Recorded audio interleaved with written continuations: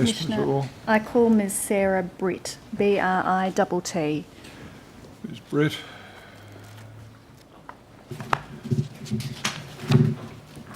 Now, Ms Britt, would you prefer to take an oath or to make an affirmation? An affirmation. Affirm the witness, please.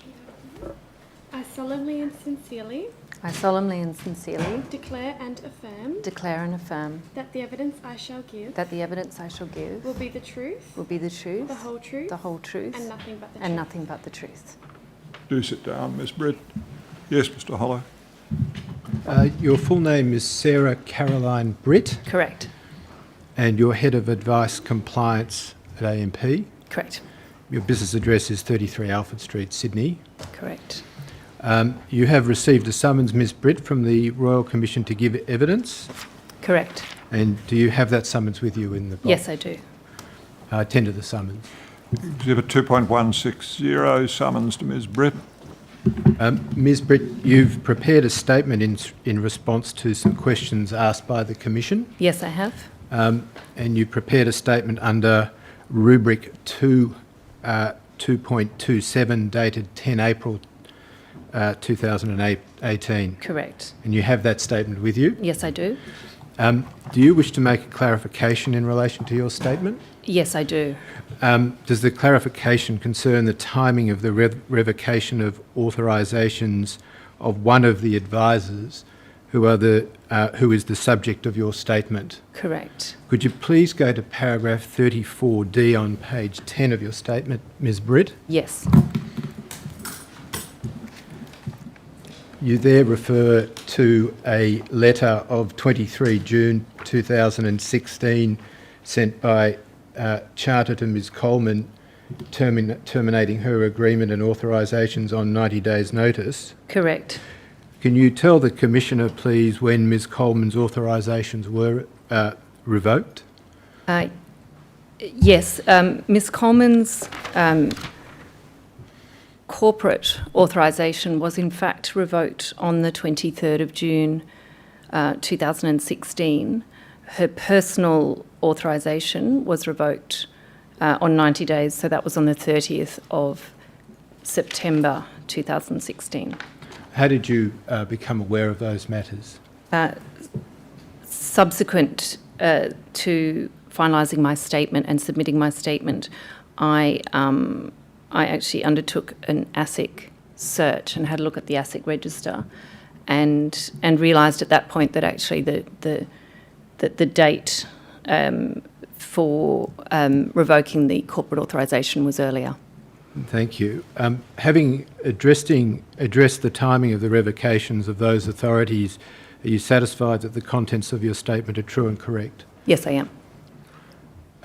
I tender the statement of the exhibits. Witness statement of Ms Britt concerning rubric 2-27, 10 April 18 is exhibit 2.161. Thank you, Commissioner.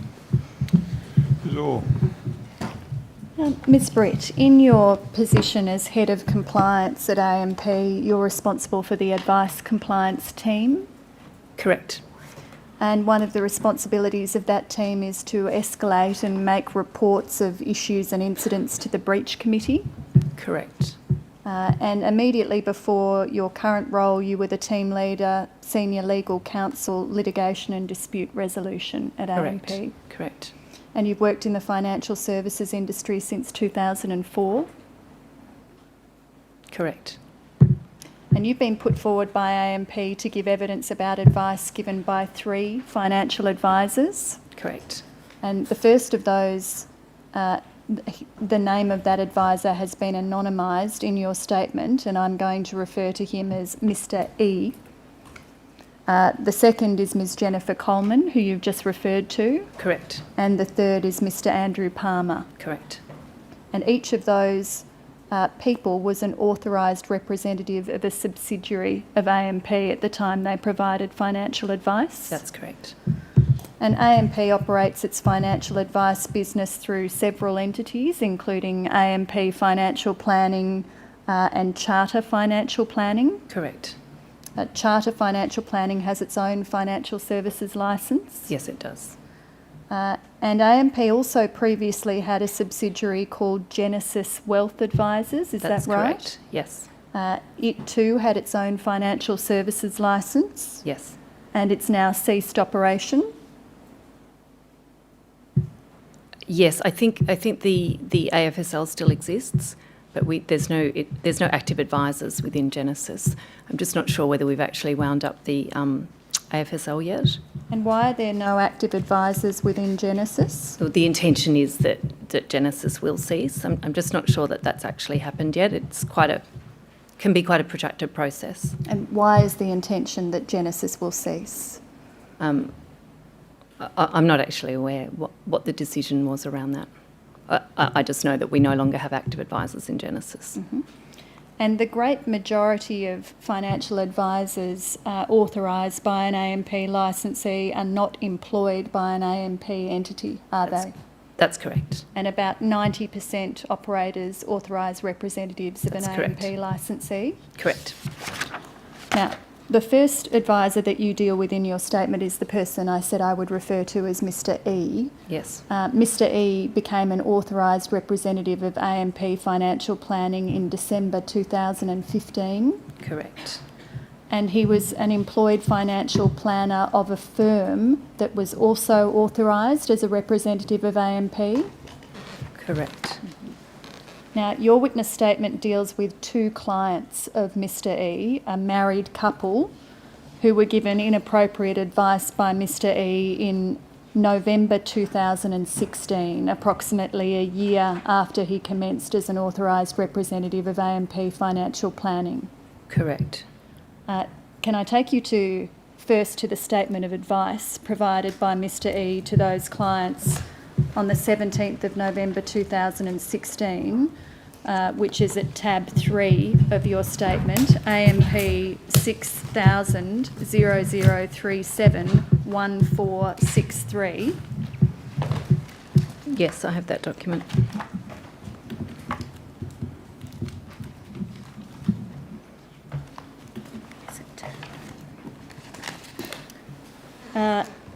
Now, could I ask that you turn to 1466?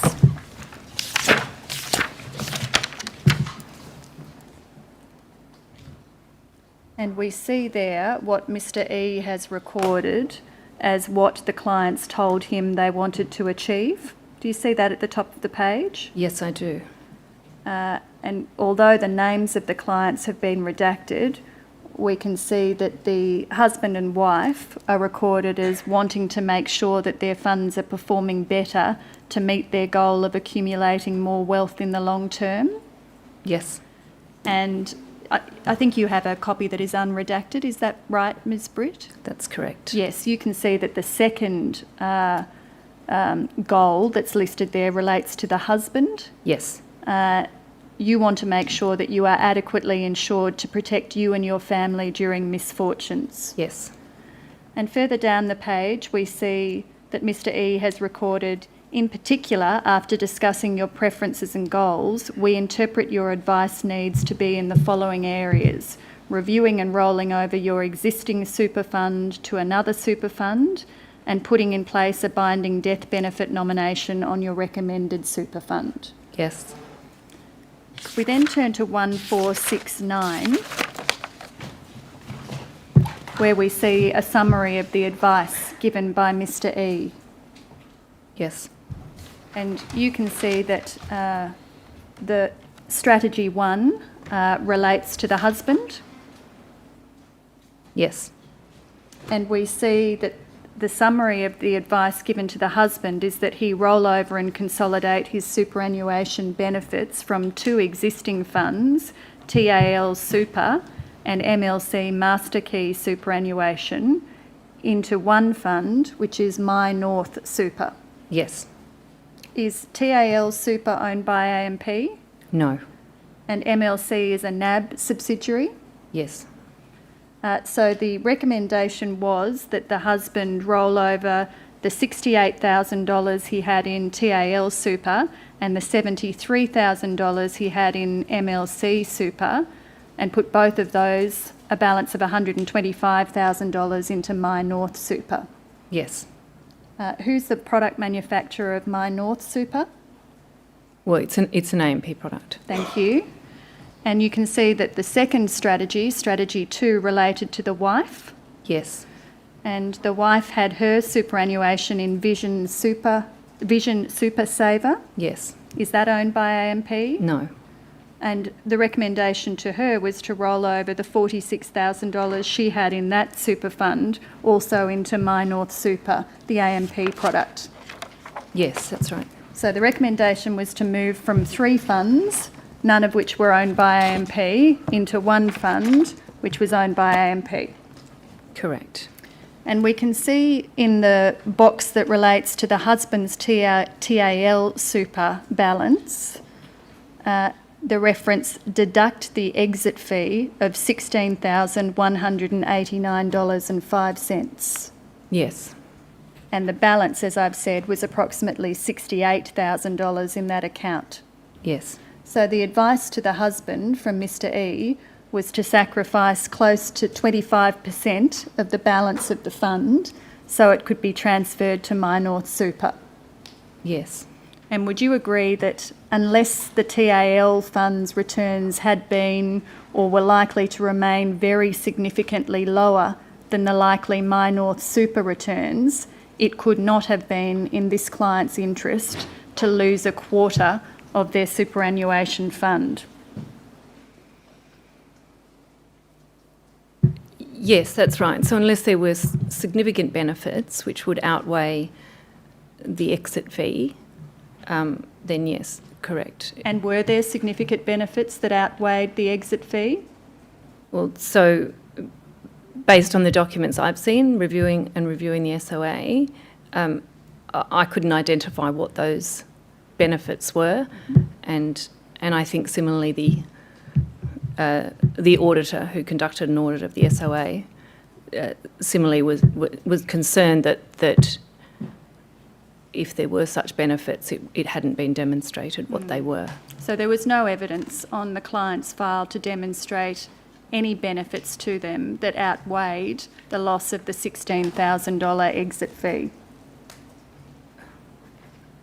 Not that I have seen. There is somewhere in the statement of advice a fairly general comment around that the expectation was that on retirement the My North Super balance would be higher, but certainly I haven't seen anything to demonstrate that in the SOA. And if we move further into the advice at page 1474, we see Mr. E's comments about this recommendation. And can I direct your attention down the bottom of the page to the trade-offs of our recommendations? Yes. You need to take into consideration the following trade-offs when considering our advice. And there's a reference to the husband. In your case specifically, rolling over your existing TAL super will incur $16,000 of exit fees since you haven't met their certain conditions which will decrease your superannuation benefits. However, your super benefits will be invested in Zenith model portfolio inside My North Super, which will provide you better performance so that you could earn more. Yes, I see that. And there's no attempt to compare the likely returns from remaining in the current funds with the likely returns from moving to My North Super? No, there isn't. And there's no recommendation of any superannuation fund other than My North Super? No, there isn't. There is, however, consideration of one other possible superannuation fund at 1506.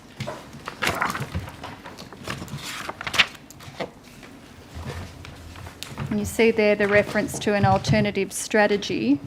I'm sorry. Yes, I do. I'm sorry, you have the hard copy page, but we have the incorrect page on the screen. We need 1506.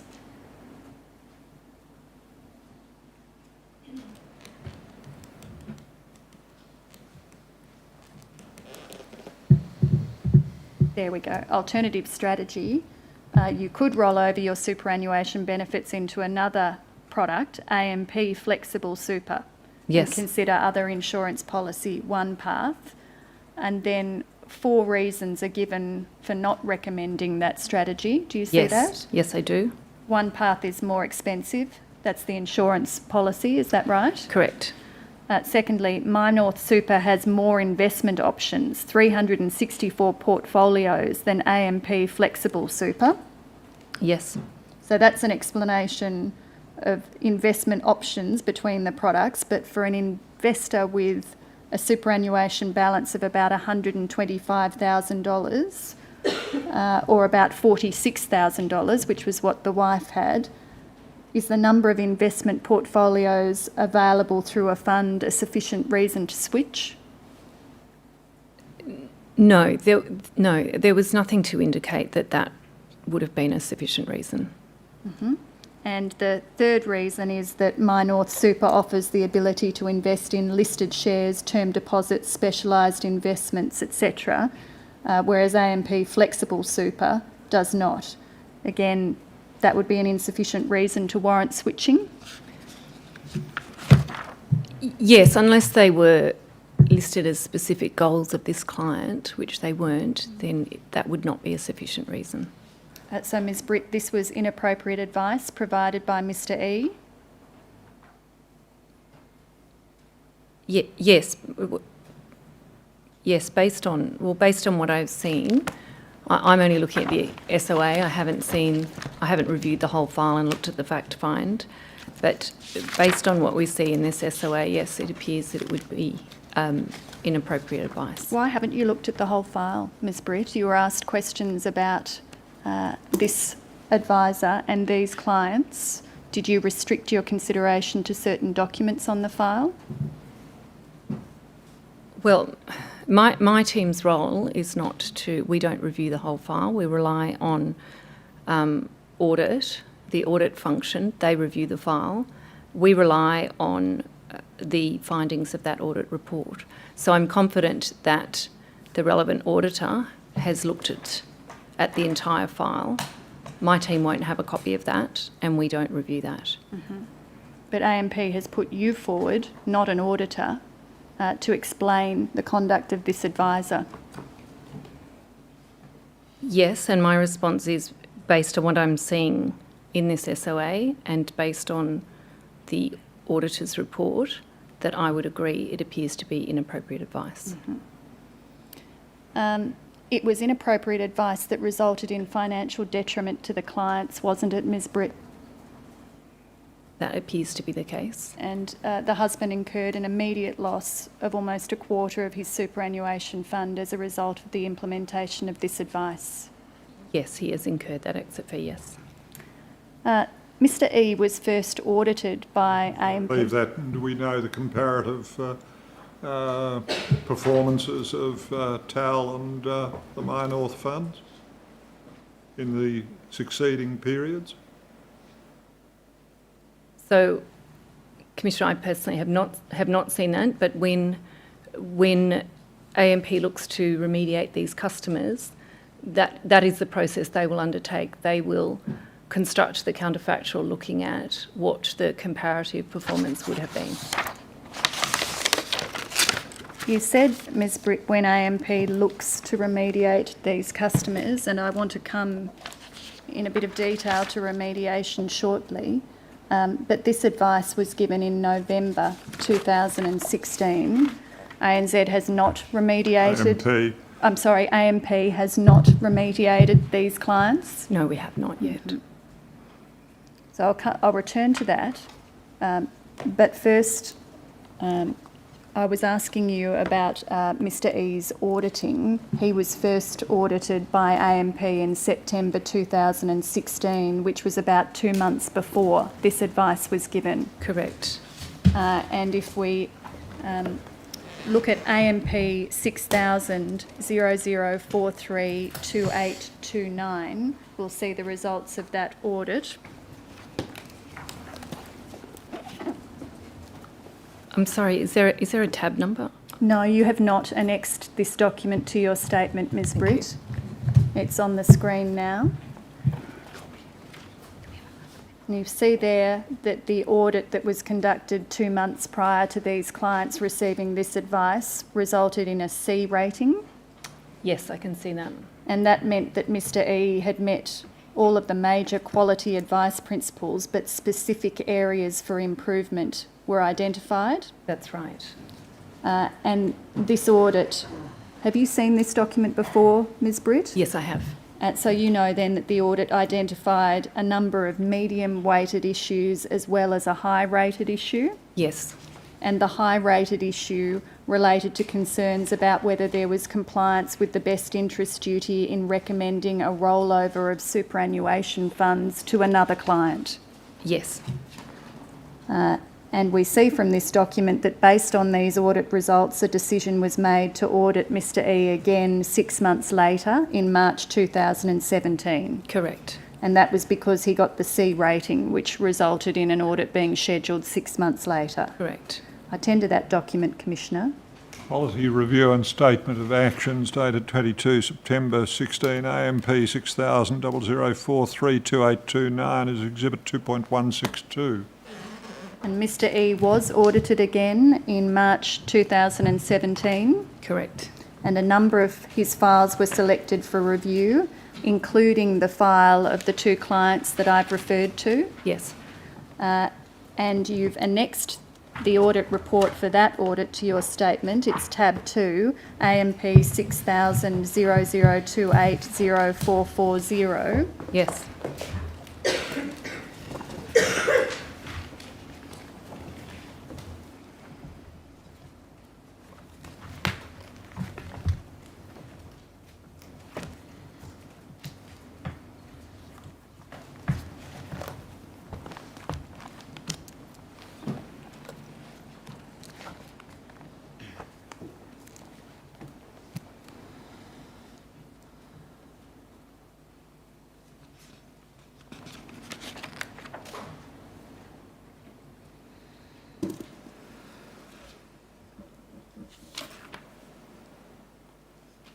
We have that document on the screen now, Ms Britt, and we see that the result of the audit of Mr E in March 2017 was that he was given an E rating, Yes. which meant that he had failed to meet the minimum standards required when providing advice. Correct. Was this the worst available rating in an audit? Yes, that's right. And you've read this document. Yes, I have. You know that there were 8 high-weighted issues identified as a result of this audit, as well as 11 medium-rated issues. Yes, that's right. And can I take you to the part of this audit report that concerns the super switching advice that was given to the 2 clients we've discussed? That's at 0446.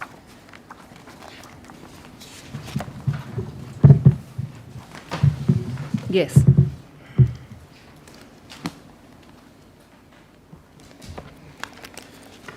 So you see there that the person conducting the audit has recorded that when replacing existing products, there's a need to demonstrate that there is a clear net benefit to the client from making the switch. Yes. And there is a reference 2 paragraphs down to the $16,000 exit fee incurred by the husband. Yes. And also for the wife, in the final paragraph on the page, the auditor detected that she was going to be charged a higher ongoing fee as a result of her rollover. Yes. And over the page at 0447,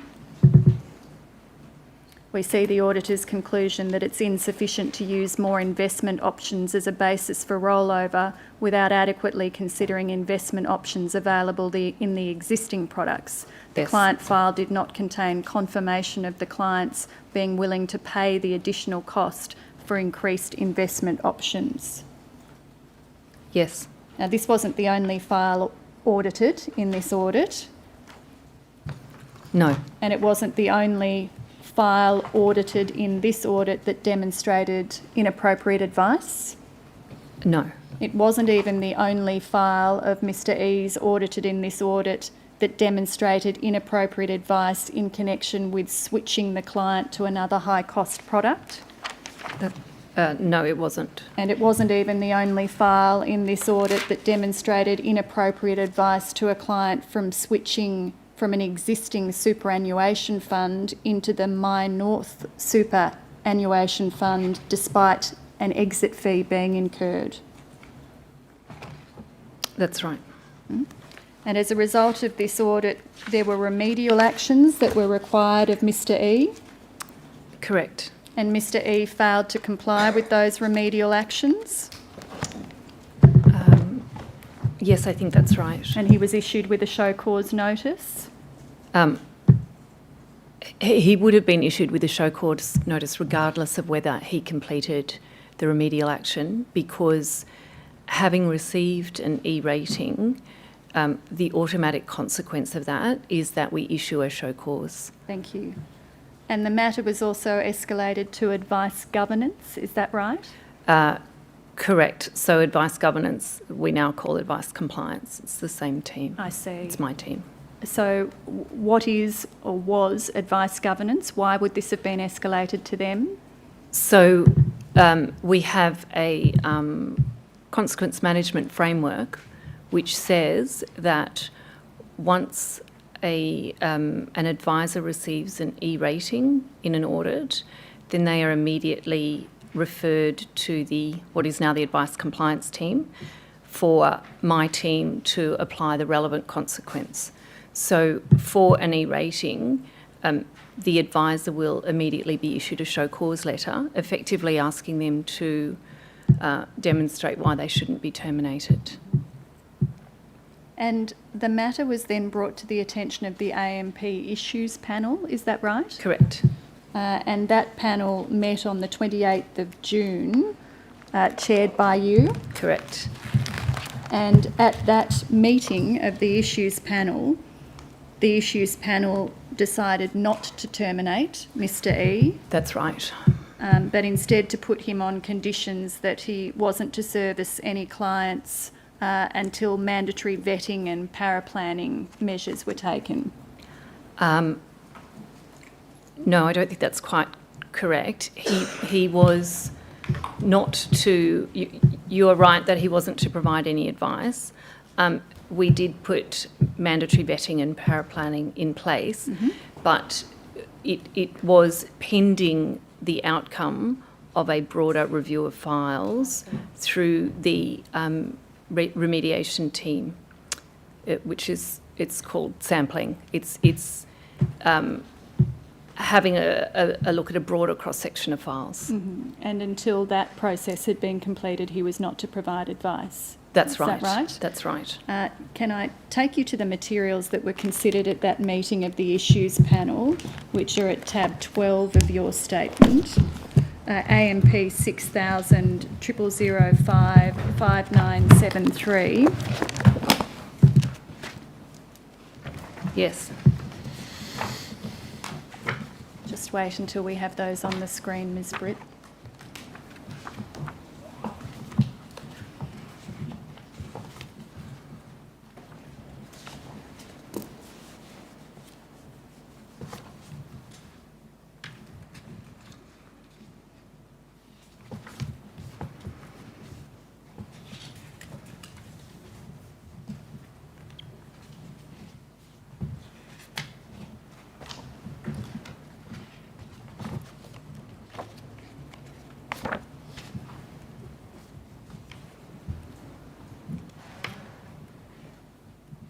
Yes.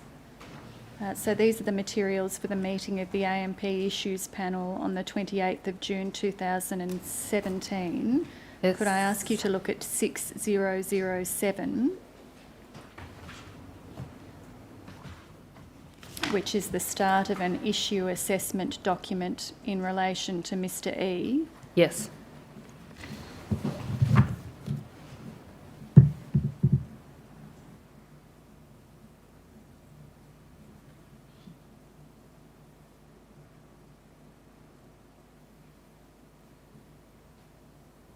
There we have it. Yes. And then I want to turn to a page within that issue assessment document, which is 6009. Yes. And we see there the recommendation made by Advice Governance to the Issues Panel. Yes. It is Advice Governance's recommendation that the advisor's personal authorisation be revoked and the agreement with AMP Financial Planning be terminated with immediate effect, The panel should consider whether the advisor's conduct amounts to a serious compliance concern and warrants reporting to the regulator. The panel should consider whether the matter warrants referral to the licensee incident panel for the purposes of conducting a licensee breach assessment. Then we see, in response to that, the stakeholder view. The licensee does not support the recommendation by Advice Governance to terminate the advisor. Yes. What were the licensee's reasons for not supporting that recommendation? So I think there were several factors that they asked us to take into account. One was that the response to the show cause letter had been provided by the practice principal of the advisor's practice. He was an employed advisor within that practice. That practice principal had offered to put in place certain things to in relation to additional sort of supervision of that advisor. And so there were discussions around whether or not there was additional training and controls that could be put in place such that this advisor could be kept on. He was relatively new and relatively junior, and there was discussion around whether, in fact, with additional training and supervision, that he would, in fact, be able to improve such that we would be comfortable to keep him on. At that time, we had requested a further file review from the remediation team. So the suggestion was, pending the outcome of that review, that the advisor be left in place, but with those restrictions we talked about. Was that the right decision in your view, Ms. Britt?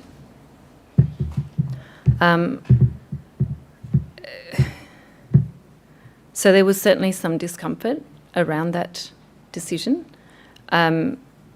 We do have some fairly robust conversations at these panels, and it is a balance with the risk to the clients, the risk to the licensees, versus what kind of controls can be put in place, and whether the issues are such that we think that there will be tangible improvement with training and additional supervision. In this case, as I said, there was a level of discomfort, but the decision was, given that we had already requested this additional file review take place, that would better inform us as to whether or not we wanted to keep him on. So a scoping report was produced from that Correct. sampling process, is that Correct. right? And that resulted from a review of 20 of Mr E's files? That's right. And 8 of those files were deemed to contain inappropriate advice? That's right. And the scoping report contained a recommendation that all of Mr E's client files be reviewed for his 67 clients. That's right. And the report revealed a new piece of information in respect of the advice given to the clients that I asked you questions about earlier. Mr E had cancelled the husband's insurance before new policies were entered into. That's right. The result being that he was uninsured for a period of 3 months. That's correct. And AMP was then told at the end of August that Mr E's employer had decided to terminate him. Correct. And can I take you to the communication from Mr E's employer, which is at tab 15 of your statement, AMP 6000443914. Yes. And if we could have 3914 and 3915 on the screen at the same time, we'll see the entirety of the email, which was sent on the 31st of August 2017 to a representative of AMP. And do you see there that the employer told AMP, as per today's call and our recent discussions over the last 2 weeks, we have internally and independently come to the view that we will be terminating the advisor, as we believe he represents a heightened risk to our business which is beyond our or his ability to remedy, and that he is unable to provide our clients, management, or the licensee with sufficient confidence that he can perform the tasks required by his role as an authorised representative. Yes, I see that.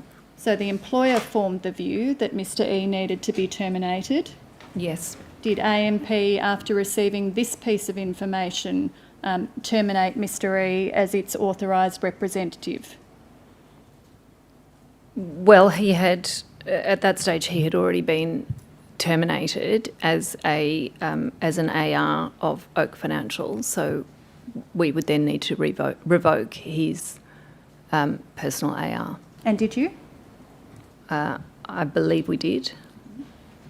Well, there was another meeting of the issues panel, the AMP issues panel, on the 25th of September, which you again chaired. Yes. And can I take you to the minutes of that meeting, which is at tab 16 of your statement, AMP 600005 8555. Yes.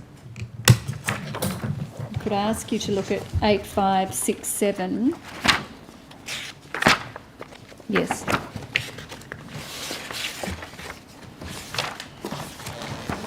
Again, another issue assessment document in relation to this particular advisor. Yes. And if you turn to 8569,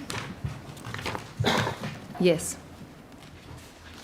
we see again the recommendation of advice governance. Number 3, advice compliance recommendation. Yes. Based on the evidence gathered, it is advice governance's recommendation that the panel should consider whether the advisor's conduct amounts to a serious compliance concern and warrants reporting to the regulator. Yes. The panel should consider whether the matter warrants referral to the licensee incident panel for the purposes of conducting a licensee breach assessment. Yes. Now,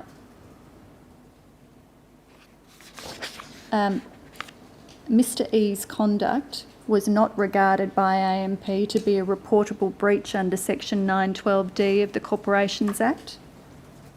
Well, his conduct was determined to be a serious compliance concern, and Yes. he was reported to ASIC as a serious compliance concern. We then separately look at whether or not there has been a licensee breach. Yes. And the decision was in this case that there hadn't been a separate reportable licensee breach in relation to the advisor's conduct.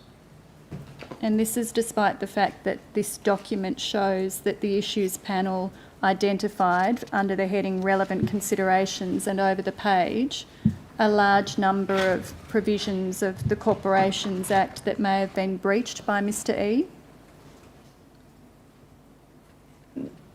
That's correct, but the fact that the advisor may have breached obligations under the Corporations Act doesn't necessarily follow that that's a licensee breach. Was there consideration of whether this was a significant breach that needed to be reported under Section 912D?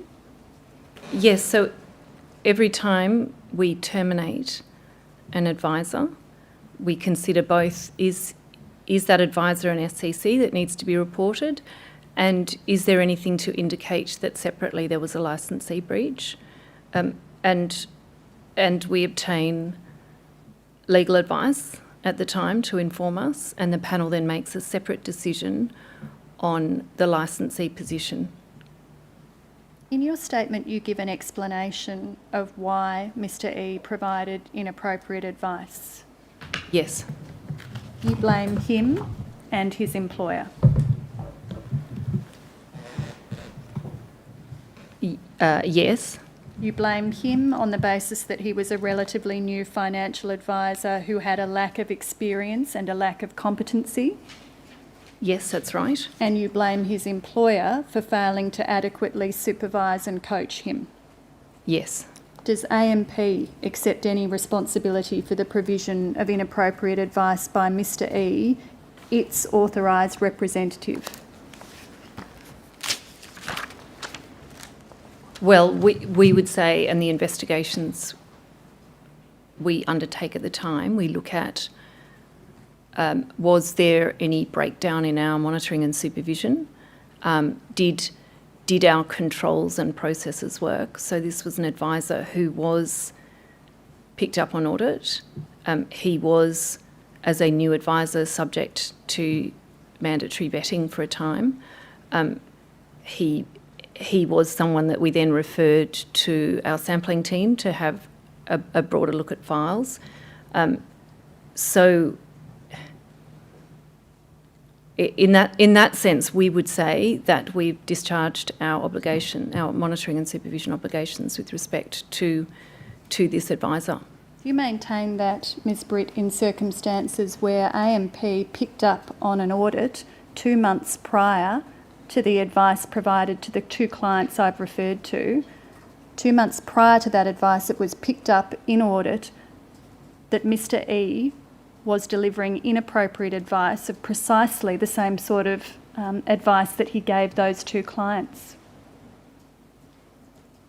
I'm sorry, I lost the thread of what the question was. And that's my fault. The chronology is that 2 months prior to the advice being given, Correct. that I've spent some time Yes, discussing yes. with you, there was an audit. Yes, correct. And that audit revealed deficiencies in Mr E's provision of advice of the same style as the deficiencies that pervaded the advice given to the 2 clients. The audit, he received a C rating on that audit, and based on the fact that it was a C rating, there are some additional training, controls, remedial action, which will arise out of an audit like that. But he had received a C rating, and a C rating is considered to be a pass. And my point to you is that the remedial action that resulted from that Yes. did not prevent him from providing inappropriate advice to these 2 clients. Well, that appears to be the case, given that he did go on and receive an E rating and provide this advice. So do you maintain that there was no failing in AMP's systems and processes?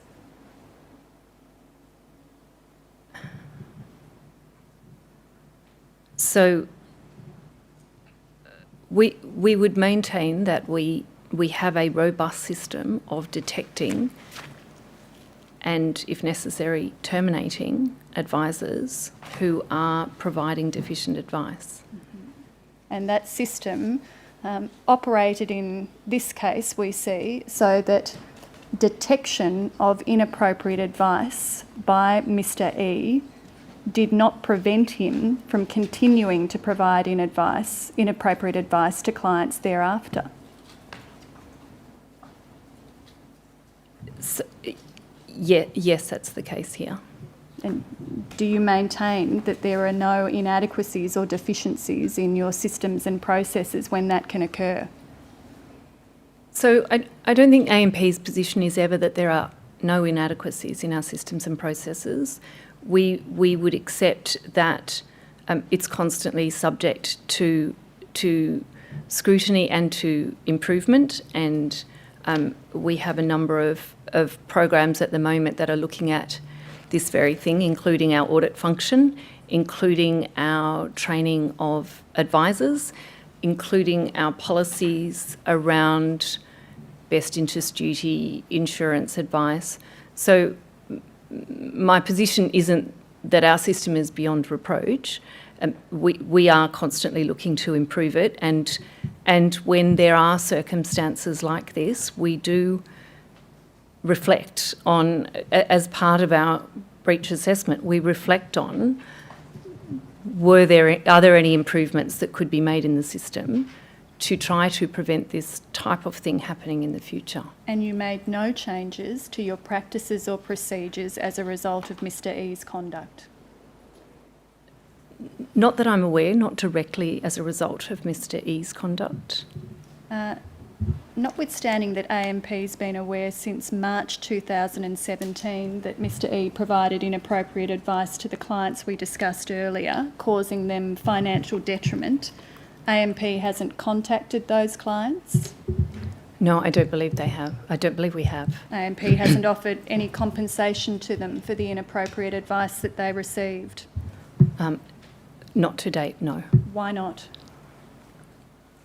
The clients of Mr. E, and indeed Mr. E's entire book, has been moved into our remediation program, and we will now need to do a file review of every single file of Mr. E's to ascertain whether there was inappropriate advice, and if there was inappropriate advice, we then need to go through the exercise of ascertaining whether or not that inappropriate advice has resulted in financial loss to the client. So the scoping report that was produced in August 2017 recommended that all of Mr. E's client files be reviewed. Correct. Did that happen? That will now happen as a result of the book being placed into remediation. Why has it not happened, given that that was determined to be a necessary step in August of last year? So that is a function of the size and scale of our remediation program. So we have a standalone BAU stream who looks at the books of terminated advisors, and Mr. E's book will be part of that pool of files that the remediation team will be looking at. So the size and scale of your remediation program at AMP is such that you cannot dedicate resources to remediating clients whose detriment has been apparent to AMP since March of last year? I don't think it's so much that we can't dedicate resources to it. It's that there are a number of advisors that are in that remediation program, and that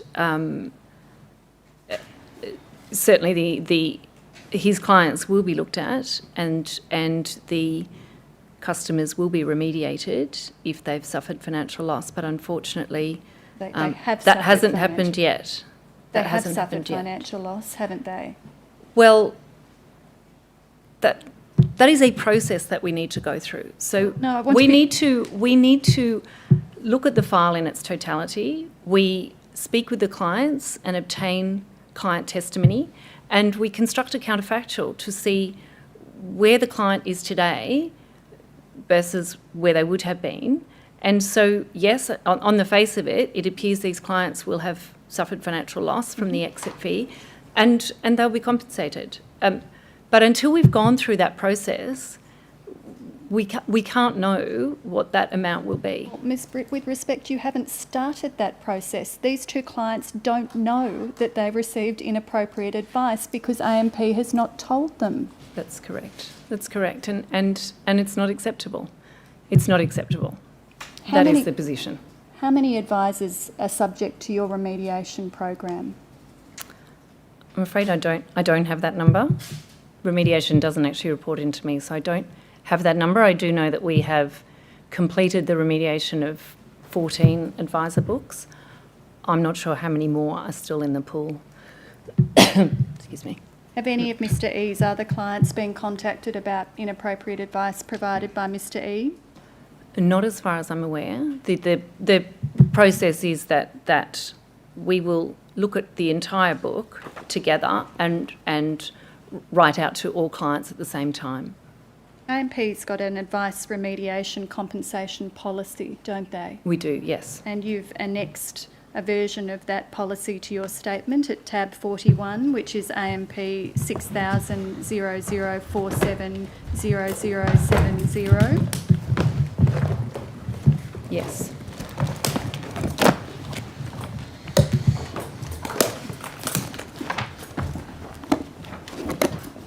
We see from 0072, Ms. Britt, that you signed off on this document. Yes. And if we turn to 0073,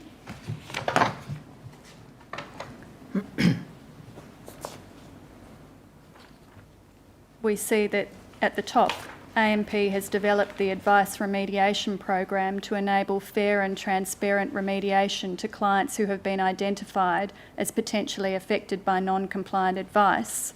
The role of the Advice Remediation Program is to develop and manage an approach that will inform the client of any potential impact and seek to engage the client to participate in the review of their circumstances.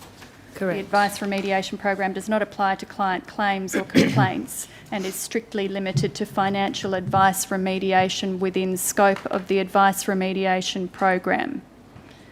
Yes. And if we look at the guiding principles for your client remediation program in the bottom part of the page, we can see that the remediation principles include restoring the client's position, Yes. a client-centric approach, Yes. timeliness, Yes. and transparency. Yes. Have these principles been complied with in the case of Mr E's clients? No, I don't think we can argue that we've been timely, given we still haven't contacted them. And these matters are not just the subject of internal AMP policies, they're the subject of ASIC regulatory guidance, aren't they? Correct. Are you familiar with ASIC Regulatory Guide 256, Ms am. Britt? Yes. Which relates to client review and remediation conducted by advice licensees? Yes. That document is RCD 0021 002 7080.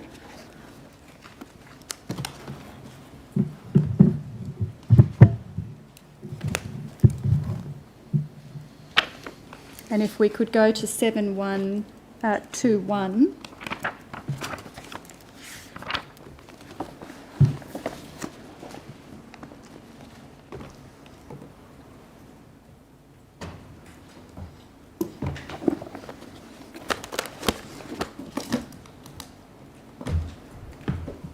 Do you see there at paragraph 256.169 that the regulatory guidance from ASIC is that it is important that you proactively contact clients who have potentially been affected by the misconduct or other compliance failure. You should consider the appropriate way to do this, taking into account the nature of your client base, the methods of communication available to your clients, and any preferences previously expressed by your clients. Yes, I see that. Does AMP consider it important to proactively contact clients who've received inappropriate advice?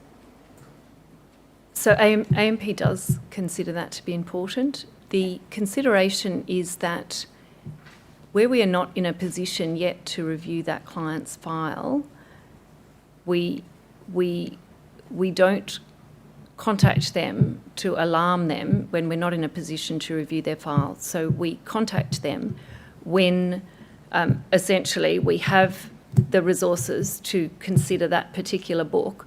We will contact the clients at that point, because that is when we're engaging them to say, we are actively looking at your advice now, and we'll be contacting you to talk to you about the review we're doing, to obtain their testimony and then to reach conclusions. Are you saying that AMP is not in a position to consider the client file of the two clients I've asked you to give evidence about? So obviously we could consider these clients in isolation of Mr E's book of clients. We're not in a position to look at Mr E's entire book of clients currently, which is why we haven't in isolation looked to contact And is that these two. I just want to make sure I understand this. Is that because you have too many other advisors who have provided inappropriate advice that you are dealing with ahead of Mr E? Well, it's for a number of reasons. We have not scaled up our remediation program as quickly as we should have. Why not? I think as a whole the industry got caught by surprise by the scale and complexity of some of these remediation issues. We have essentially a self-employed network, and it is a network of advisors, and it is an extremely time-consuming process, and and time-intensive process to go through and review each and every one of these files, to speak to every single customer, to construct the relevant counterfactual, and even by nature of the fact that it is a self-employed network, that there are documentation issues with trying to reconstruct client files to understand exactly what happened. And so it is an extremely time-consuming process, and we, as an organisation, I think underestimated just how big that task was. And as a result, we're just not as far forward as we should be. And we accept that as an organisation. It is one of our key strategic priorities for the advice business this year, is to stand up a more efficient remediation program, and we've done a lot to resource it up, to restructure it, to we're looking at and have begun a lot of outsourcing to third-party providers. So we have to accept that we shouldn't be where we are. It isn't acceptable that these clients still haven't been looked at, still haven't been contacted. We accept that, and that is why it is one of our strategic priorities this year, to make sure that that gets fixed going forward. When will these clients be contacted? I can't categorically say when that might happen. As I said, we would be in a position to remediate these clients in isolation, but we want to look at Mr. E's entire book at the same time. But you don't know when they will be told that they were provided with inappropriate advice by Mr. E. I can't say that. I tend to Or there's think... a matter that has been drawn to my attention that I need to deal with promptly. It is that the name of the entity, I think, for which Mr. E worked was mentioned in the course of evidence.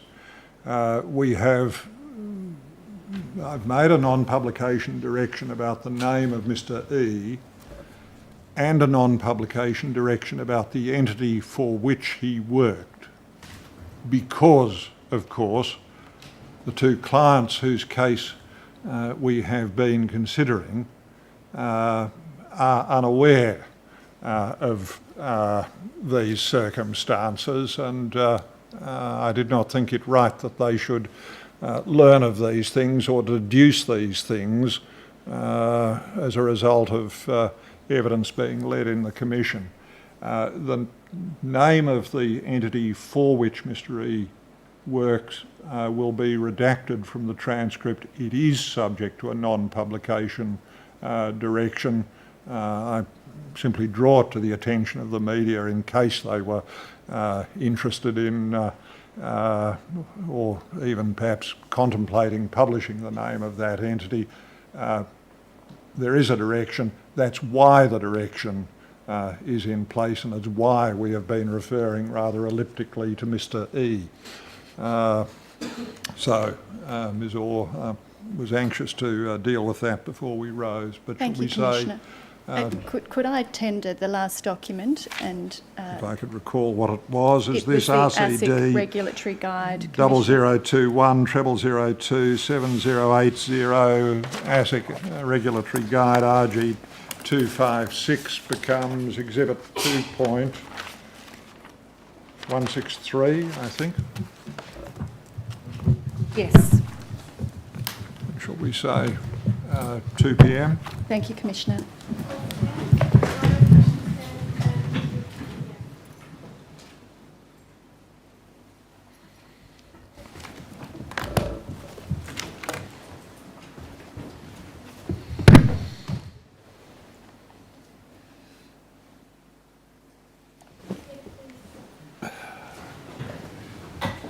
Yes, Ms. Orr.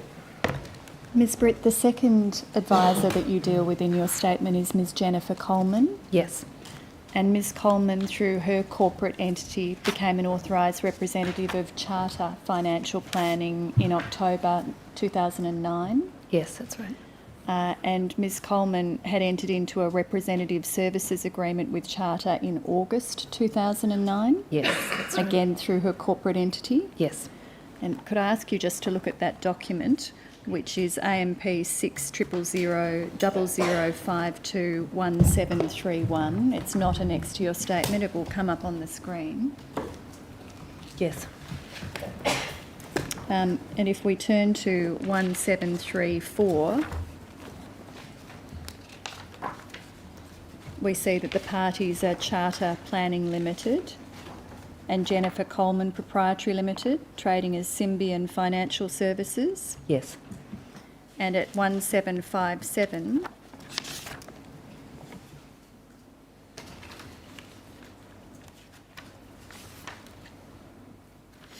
we see that the representative for the purposes of this agreement is Jennifer Coleman, the individual. Yes. And at 1735, if I could ask you to look at clause 1.4, Yes. Ms Coleman agreed through her corporate entity by clause 1.4 to attain annual minimum sales targets of $100,000 of new annual risk premium sales. Yes, I see that. And at 1736, we see that her remuneration was calculated in clause 2.1 in accordance with terms and conditions advised by the relevant product manufacturer. Yes. I tender that document, Commissioner. Representative Services Agreement, Charter Planning Limited and Coleman AMP 600000521731 will be Exhibit 2.164. We've seen from that document, Ms Britt, that Ms Coleman agreed to bring in $100,000 annually of new risk premium sales. That's insurance, is that right? Yes. And Ms Coleman was predominantly an insurance-only advisor. That's correct. And in your statement, you provide details of insurance advice given by Ms Coleman to a de facto couple in 2016. Yes. Could I take you to the statement of advice for that advice, which is your tab 5, AMP 600000370118.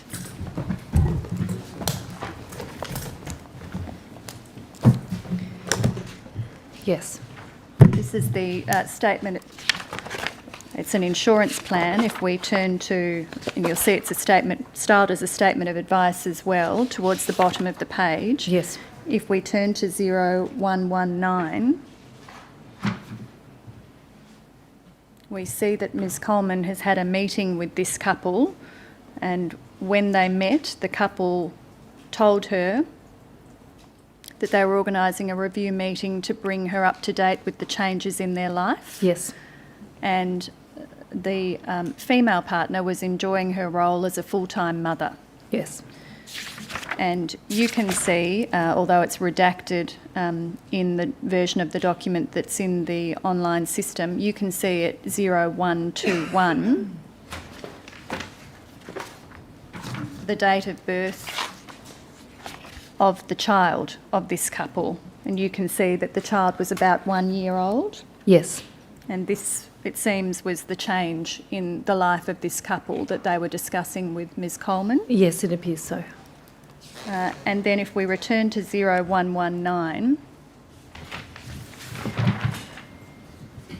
we see about a third of the way down the page, with these goals in mind, we went through a process of discussions, education, challenges and prioritisation to arrive at your final goals. And I should have taken you to the dot point above that, which was that they had told Ms Coleman that they wanted to make sure their family was secure should anything unplanned happen to either of us. Yes. And the outcome of the discussions is summarised by Ms Coleman as follows. You would like to make sure you have adequate levels of insurance cover now you have a new daughter, as you want to ensure your family is supported financially if either of you were to suffer an unfortunate event. As a result, we will review your current insurance needs and ensure you have appropriate levels of cover through a competitive insurance provider. Yes. And then at 0121, the page I took you to earlier with the date of birth of the child, there's some information about the two clients there, which is redacted out of the personal details box, but you have that information in front of you. Yes. We can see that the clients were a young couple. The male was a tradesperson, Yes. and the female had listed her occupation as home duties. Yes. And you can see that the combined net income of the couple, I see that has not been redacted out, is $73,000 towards the bottom of the page. Yes, I can see that. And at 0133,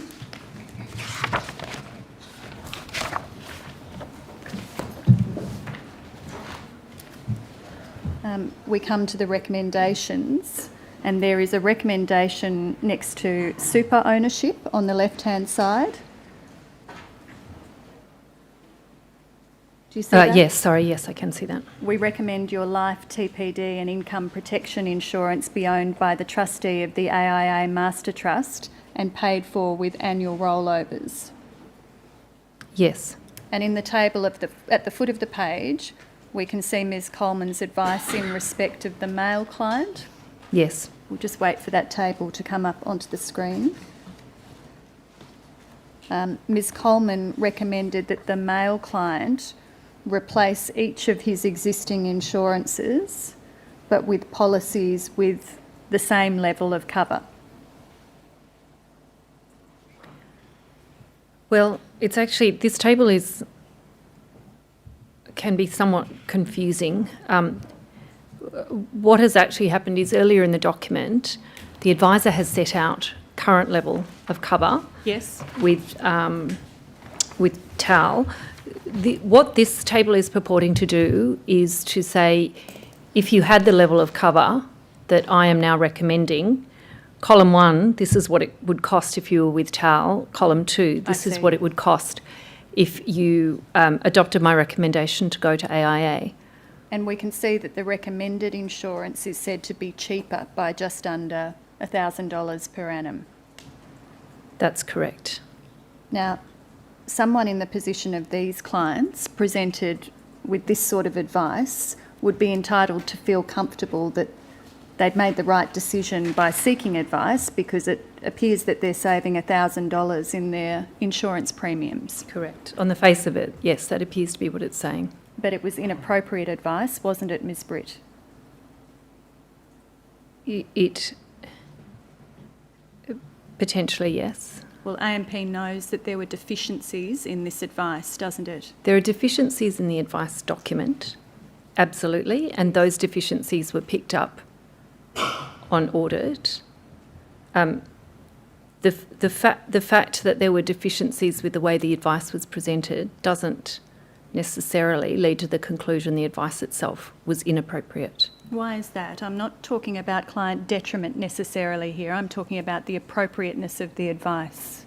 The advice can still be appropriate, even if, for example, a client, one of the things that might get picked up in audit is that they haven't, the advisor, has not, for example, followed the replacement of product guidelines and policy. So they may not have set out the table correctly, but that doesn't necessarily mean the advice itself was inappropriate. But the premiums for each of these policies were in fact higher than what was recorded here, weren't they?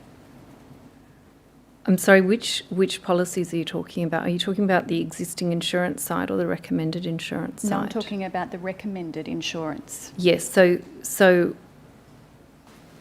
yes, my understanding is what had happened is that she's misquoted the insurance policies. Yes, so the clients were misled about the amount of money that they would have to pay in premiums if they replaced their existing insurance policies with the recommended new insurance policies. Yeah, that appears to be the case. Yes, thank you. And that's inappropriate advice, isn't it, Ms Britt?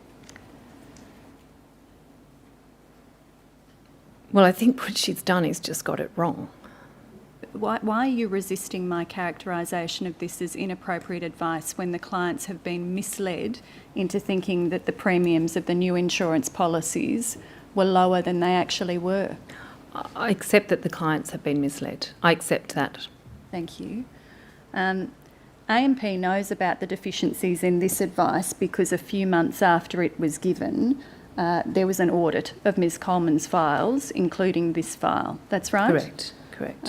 And Ms Coleman received a D rating, which meant that she'd failed to meet the minimum standards required in providing advice. That's correct. You've annexed the audit report to your statement at tab 4. It's AMP 600000280686. Yes. You've read through that audit report, Ms. Yes, I Britt, have. Yes, I and have. you know that the audit identified 5 high-rated issues and 10 medium-rated issues across the files that were audited. Yes, that's correct. And if we turn to the review of the file for the 2 clients we've just been discussing, we see that that commences at 0690. Yes. And across the following pages, we see that the auditor discovered that Ms Coleman had misled the clients about the cost of the insurance premiums under the new policies. Yes. And these premiums were going to be paid out of the client's superannuation funds, Correct. weren't they? Yes, that's correct. So they may not have learnt that the premiums they were paying were higher than they had been told by the advisor because the premiums were coming straight out of their superannuation funds. Potentially, yes. This audit picked up numerous errors by Ms Coleman across both this file and a number of other files. It did, yes. And just in relation to this file, for this couple, the auditor found that Ms Coleman had also failed to disclose the exit fees that applied to the client's superannuation funds. Yes, that's correct. She'd failed to disclose that she might receive an activation payment in respect of one of the products that she recommended. Correct. She'd failed to document the scope of the advice. Correct. She'd failed to document the client's needs and circumstances, Correct. and that meant that she couldn't demonstrate that the advice was in the best interests of the clients. That's correct, yes. The audit showed, didn't it, that Ms Coleman had provided inappropriate advice in respect of another 2 customers? I believe that's correct, yes. And this wasn't Ms Coleman's first D rating in an audit, was it? No, it wasn't. This was her 3rd consecutive D rating. That's correct. And Ms Coleman had been told before this audit that if she received a 3rd D rating, her authorisations would be revoked. That's correct, yes.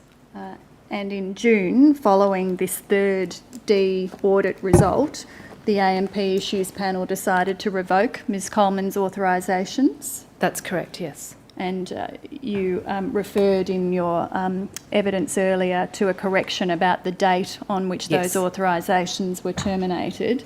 The corporate authority was terminated first in June 2016. That's correct, yes. And then Ms Coleman resigned as an authorised representative of Charter in July 2016. I would just have to check that date. But yes, she did resign. Yes, it's in paragraph 34, subparagraph E of your statement. Thank you.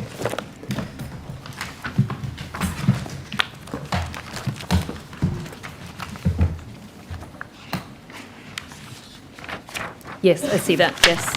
She resigned in July 2016 and she told Charter that by September she would have sold her business to another financial advice entity. Correct.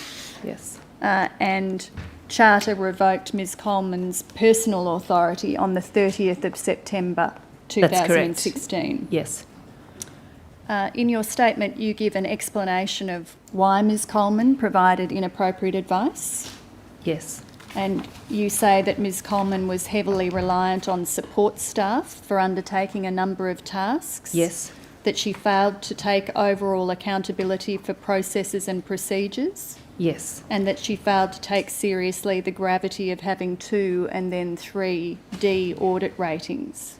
Yes, that's correct. So I want to ask you again, as I did with Mr E, whether AMP takes any responsibility for the provision of inappropriate advice by Ms Coleman, its authorised representative, in circumstances where it permitted Ms Coleman to continue providing financial advice following multiple failed audits. Well, again,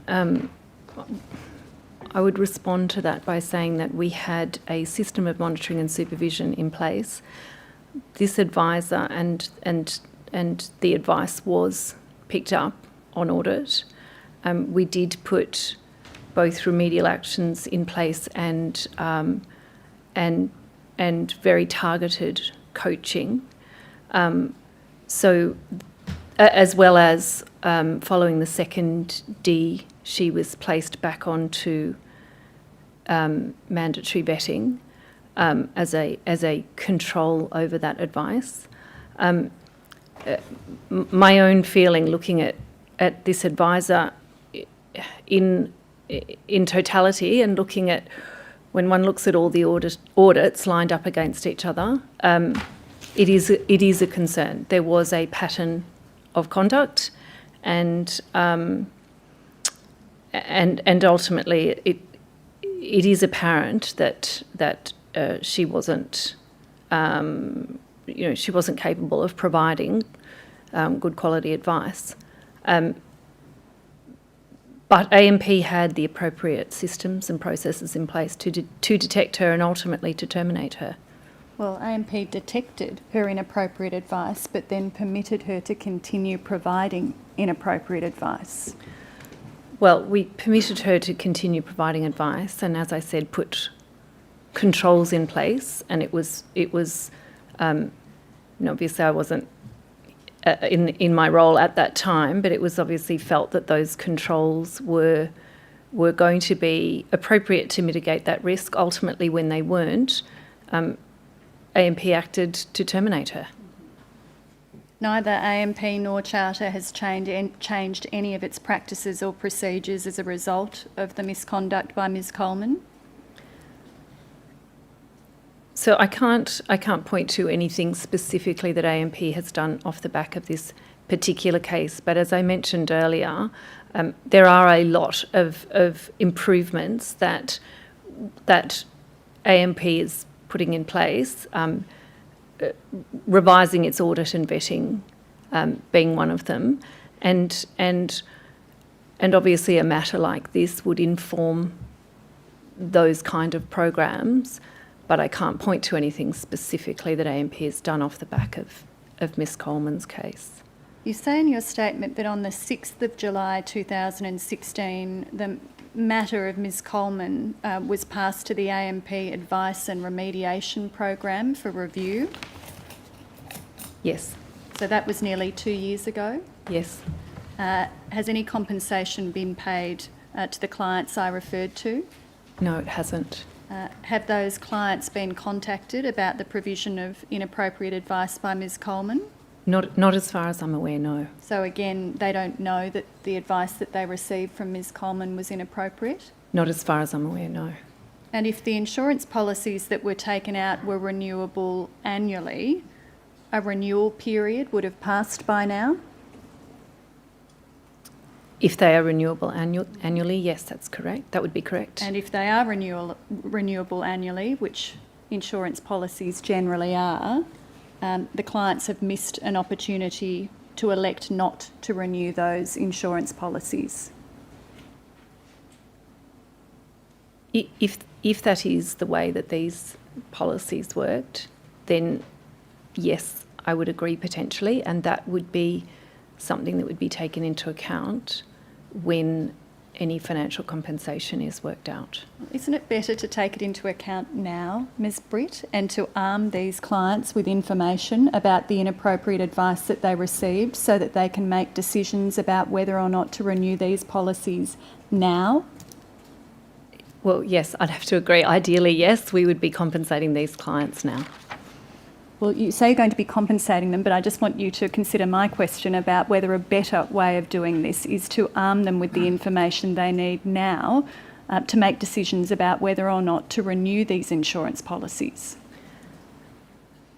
Yes, I would respond as I did with the other clients, which is that we look at the pool of clients as a whole when we are able to remediate that entire book.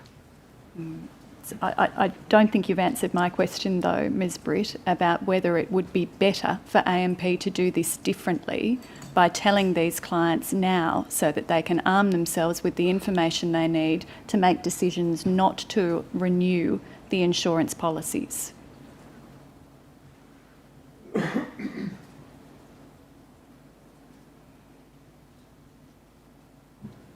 Yes, potentially, yes.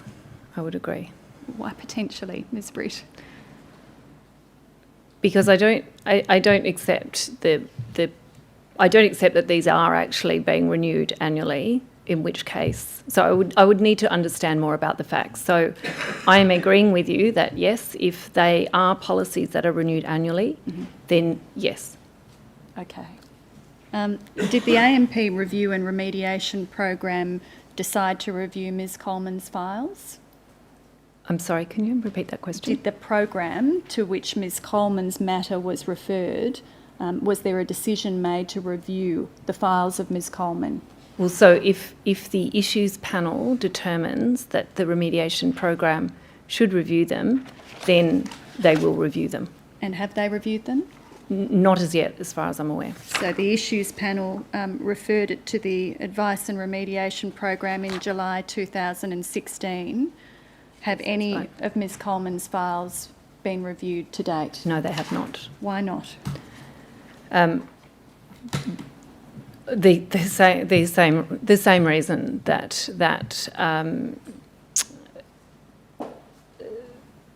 due to the size and scale of the program, we have not. These files have not yet been reviewed, but that we are currently resourcing the remediation program so that this can be expedited.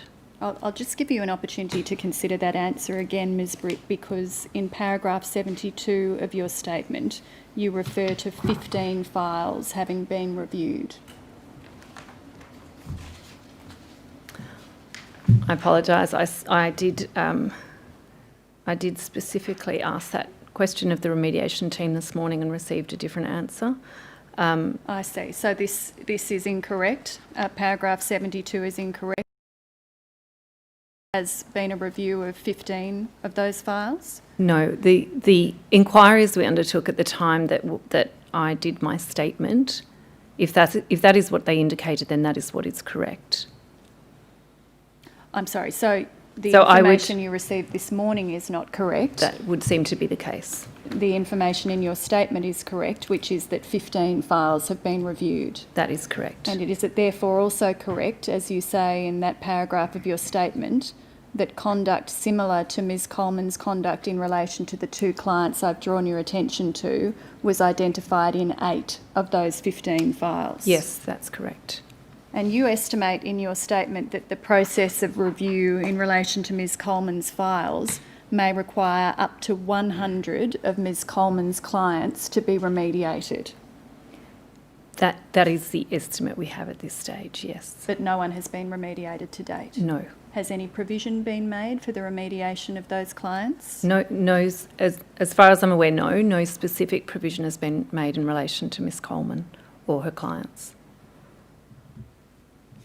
Are any of those clients parties to ongoing service arrangements? I can't answer that question without undertaking further inquiries. Sorry, Commissioner. Because if they were subject to ongoing service arrangements, it would be interesting to observe what the consequence of the provision of those annual reviews was. If they were subject to ongoing service arrangements, those the arrangements would have ceased at the time of her termination. Yes. In your opinion, Ms Britt, has AMP allocated adequate resources to its review and remediation program? I think going forward, yes. I think historically we underestimated the task ahead of us, and I think as an organisation we have to own that. and there has been a huge effort to restructure and reset the program going forward so that it is, excuse me, so that it is adequately resourced, and that includes, I think, a concession that we will need to be retaining third parties to assist us going forward. Has that happened? Has AMP retained third parties to assist? Yes, we have. And will yes. you retain further third party assistance? We have retained a third party and with the flex to expand or contract according to the need. And when did that happen?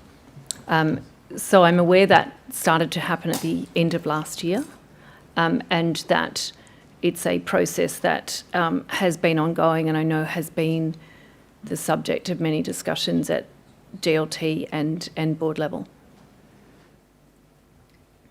Ms Britt, I want to turn to the third. Before you do, Ms Orr, the two cases we've looked at so far were found on audit, is that right? That's correct, yes. In the first case, one of the audits gave a compliance rating of C, is Correct. that right? Yes, that's I correct. think I'm right in recalling that you said that that was a pass. Yes, that's correct. Was one of the deficiencies identified in that audit, the audit resulting in a rating of C, a deficiency that constituted a failure to be able to at least demonstrate compliance with the best interests duty? My recollection of the first audit, the C audit, was that there was a best interest duty issue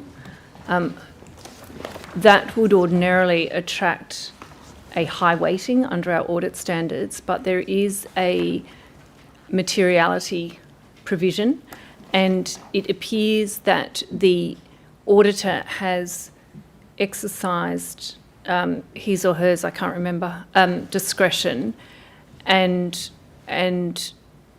formed a view that while it is high weighted, it was not material based on an assessment that it would not have impacted the advice, and on that basis, it wasn't scored as a high weighted issue. Because the more general question that seems to me possibly to emerge from what you've said is what significance AMP gives to compliance with the best interests duty in its audit process. It's a very generalised question, so can I pose it at that level and ask you what response you would make to it? So generally a failure on audit, picked up on audit, to comply with the best interest duty would attract a high weighting. So AMP does consider that to be a high weighted, meaning high risk issue, and it would be scored accordingly when working out what rating would be allocated to that particular advisor.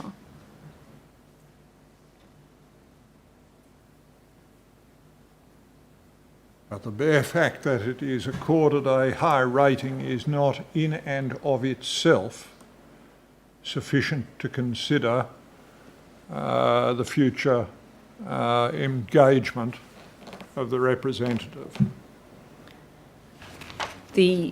So receiving a high weighted issue will go to the rating, and that rating is what we use to consider the future of that representative. Yes. Yes. Perhaps it's of assistance just in relation to those questions to bring back up AMP 600000432829, which is the audit you've been speaking of, Ms Britt. Yes. And bring up page 2834.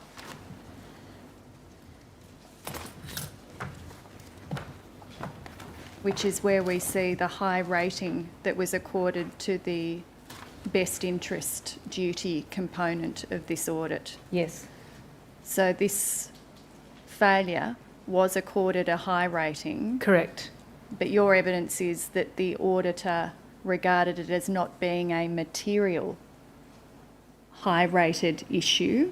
That's correct. If it was considered to be material, you would see next to the heading best interest duty, it would have the word scoring impact in brackets afterwards. The fact that it doesn't indicates that the auditor in this case has made a decision that while it is a high-weighted issue, it's not material.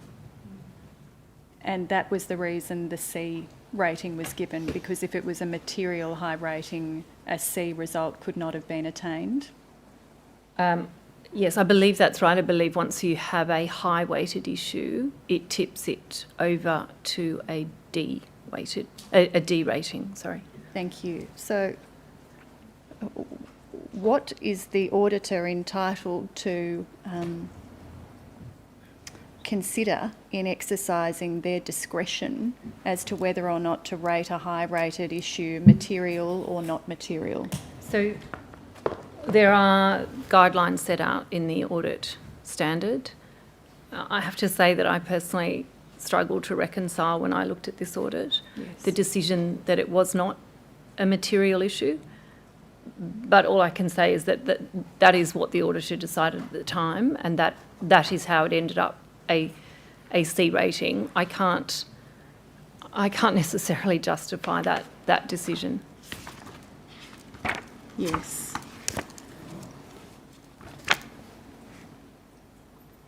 Well, lest there be any doubt about it then, Ms Britt, does that give some cause for concern about the efficacy of the audit process? If you're not able to explain how it is that this was not high rated. So, Commissioner, yes, I think we are currently, as I mentioned, revisiting large parts of the audit process. So we accept that there are always improvements that could be made in that regard. I would say in relation to this particular case that if it had have been scored, this advisor would have received a D. The result of that would have been to bring forward his next audit. Instead of 6 months' time, it would have been 3 months' time. But it would not in any event have resulted in his termination. What it would have done is brought forward the next audit. But in terms of your overall question, yes, that is one of the issues that we're looking at in terms of the efficacy of our audit process. And we're doing a lot of work around that as a result of Report 515. Yes, thank you. Ms Britt, I want to turn to the third advisor that you deal with in your statement. That's Mr Adam Palmer. Yes. He became an authorised representative of Genesis Wealth Advisors in 2013. Yes. And Mr Palmer was interviewed by Genesis with a view to becoming an authorised representative in 2012.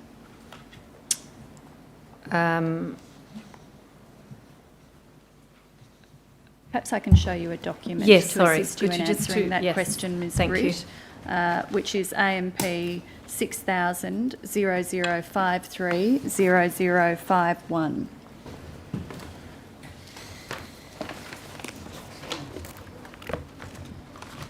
Have you seen this document before, Ms Britt? Yes, I'm sorry. Yes, I think I have, yes. It's a form completed by a Genesis employee. We see his name at the bottom, Mr Peter Hillis. Yes.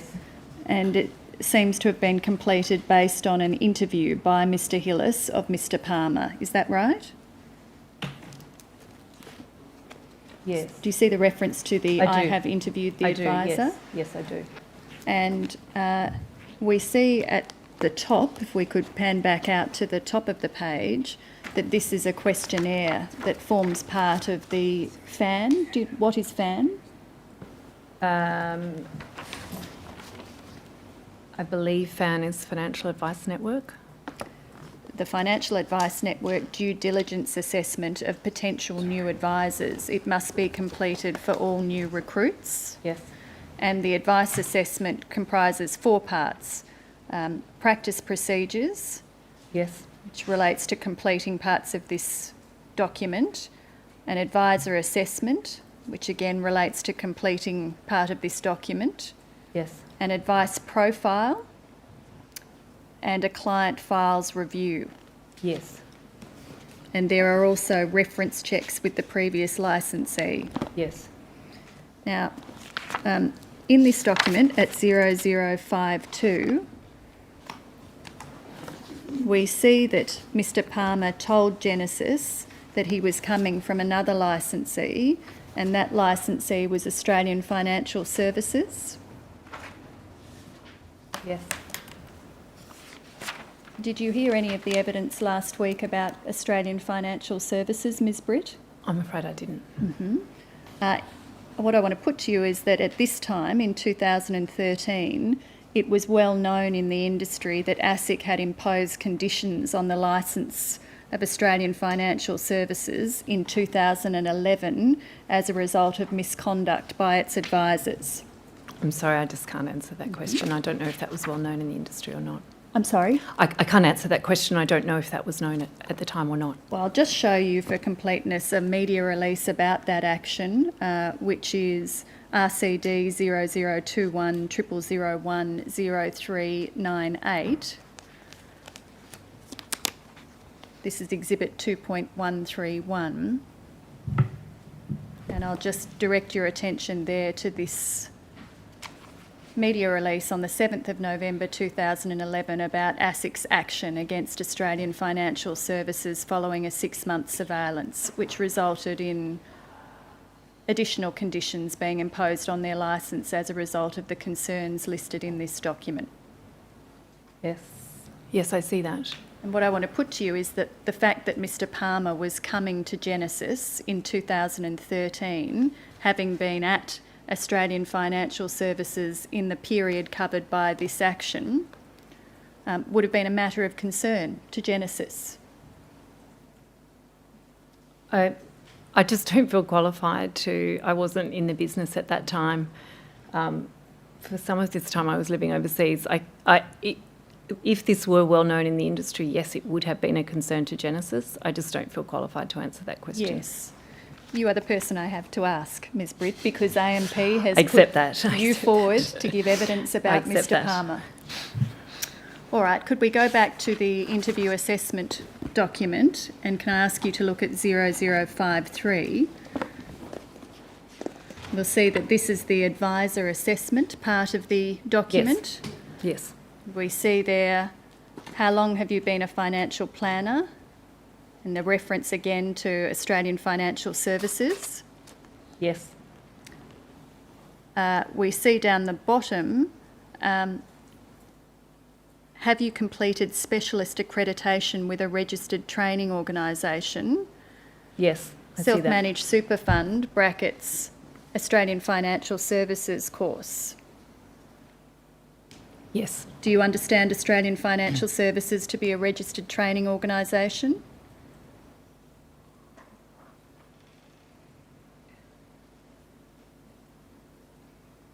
No, I don't understand that. No, thank you. And if we could turn to the next page, 0054, we see that Mr. Palmer describes his present role at Australian Financial Services as insurance, investments, superannuation, including self-managed superannuation funds, advisor. What is your expected role?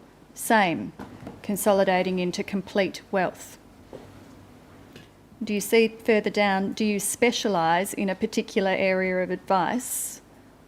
And the form has been completed to record that he specialises in those aspects of advice recorded above.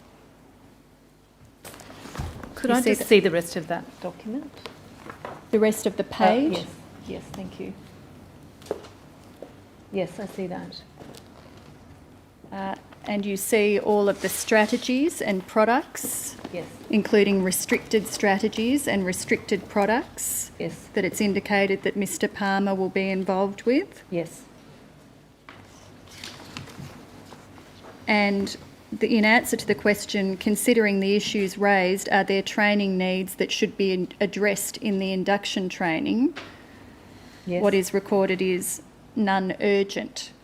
Advice process course recommended. Yes. Can I then take you to 0055, the following page, and we see that Mr. Hillis has recorded that Mr. Palmer has been the subject of a complaint in 2009 and Yes, I see 10 that.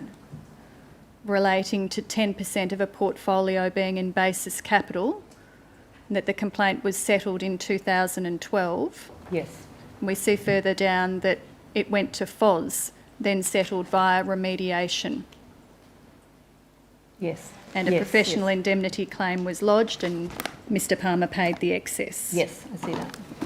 And then finally, on the last page, 0056, we see that the person completing this form is to obtain and attach a copy of the advisor's previous audit report, less than 12 months old. Yes. And then summarise the findings as follows, with the date of audit and the audit rating achieved. Yes. And what Mr. Hillis has written is 6 monthly with previous Australian Financial Services licensee, which is Australian Financial Services Limited.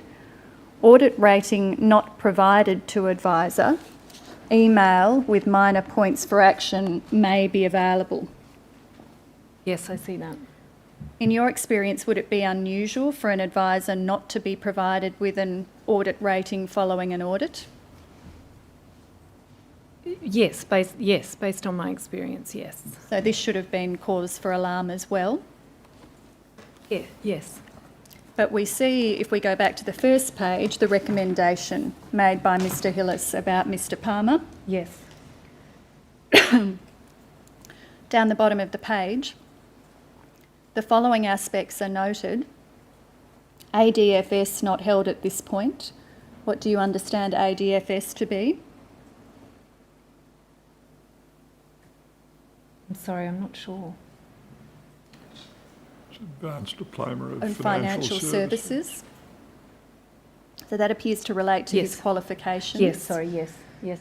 And the fact that he does not hold an advanced diploma of financial services. Future ready requirements have been discussed with the advisor. Yes. Number 2, past advice has included agribusiness, property funds now frozen, and exposure to basis capital. Yes. Number 3, past complaint by one was resolved by FOS remediation in late 2011 with PII excess paid. Yes. None of these issues is expected to prove prohibitive to appointment, and I recommend that the advisor proceed to application stage. Yes. I tender that document, Commissioner.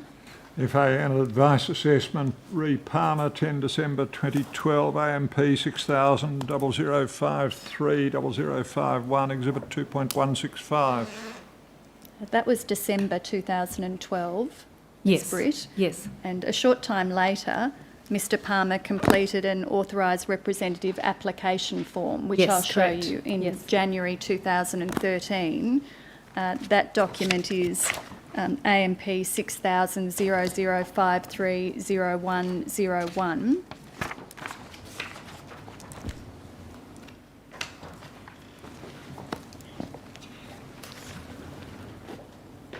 If we turn to the second page, perhaps we could have the second and the third pages on the screen. You'll see that this relates to Mr. Palmer. Yes. And on the right-hand side, section 2, the question in the application form is, which areas of advice do you wish to appear on your financial services guide? Yes.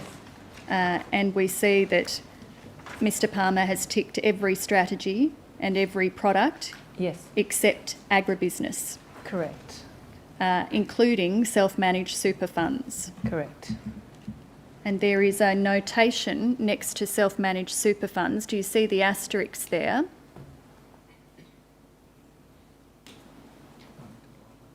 Yeah, we might need to... I'm sorry, no, I don't. Oh, yes, might I need do. to zoom in on self-managed super funds. You'll see an asterisk. Yes. And then the asterisk says relevant specialist qualifications must accompany your application Yes, for I these see that. areas of advice. Yes. Did Mr Palmer provide any specialist qualifications for self-managed superannuation funds advice? Not that I have seen in the documents. Well, he didn't have any, did he, Ms Britt? No, it doesn't appear he did.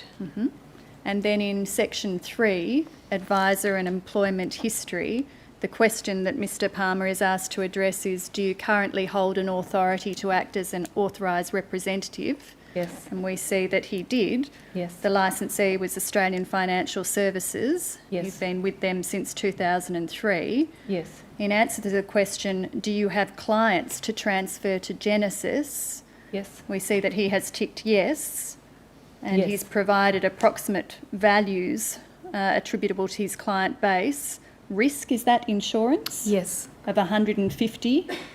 Yes. What do you interpret that to be, 150?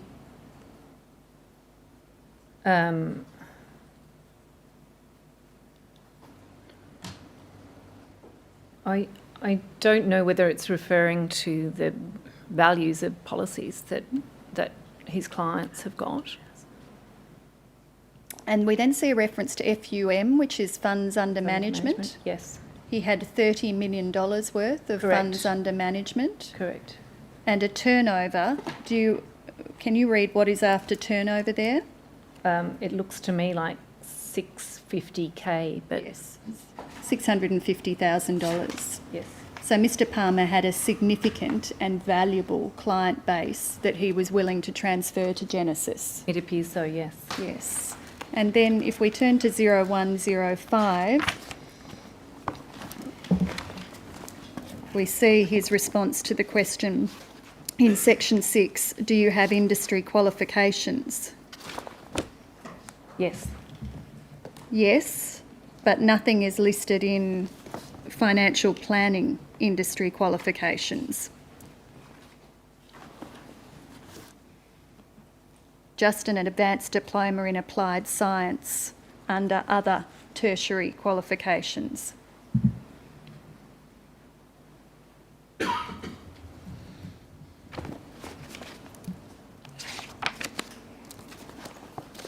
Yes, sorry, I see that, yes. And could I ask you then to look at 0107, section 8,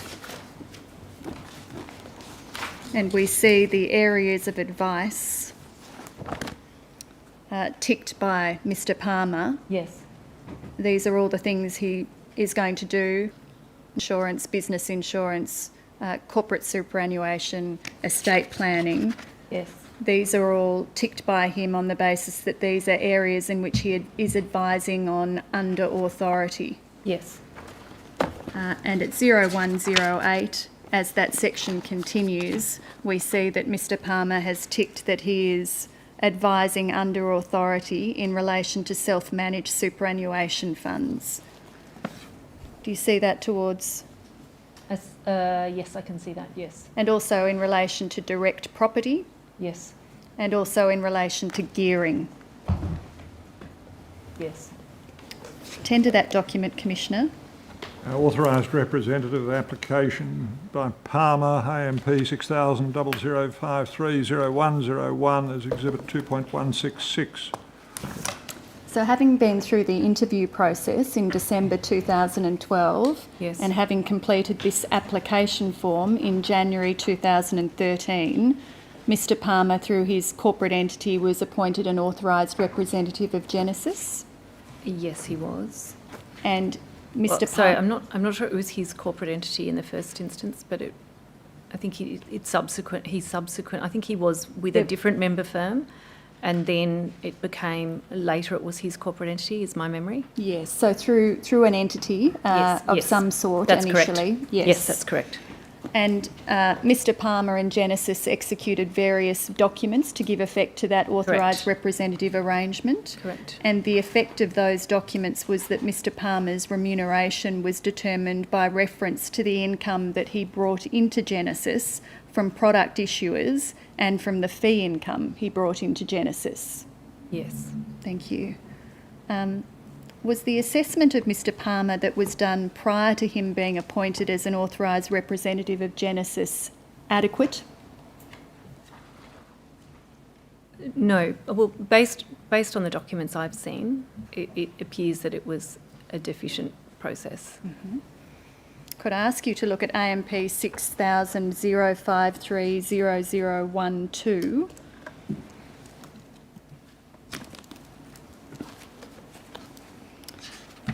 This is an email dated 22 July 2014 attaching an issue notification form, which is at 0013. Yes.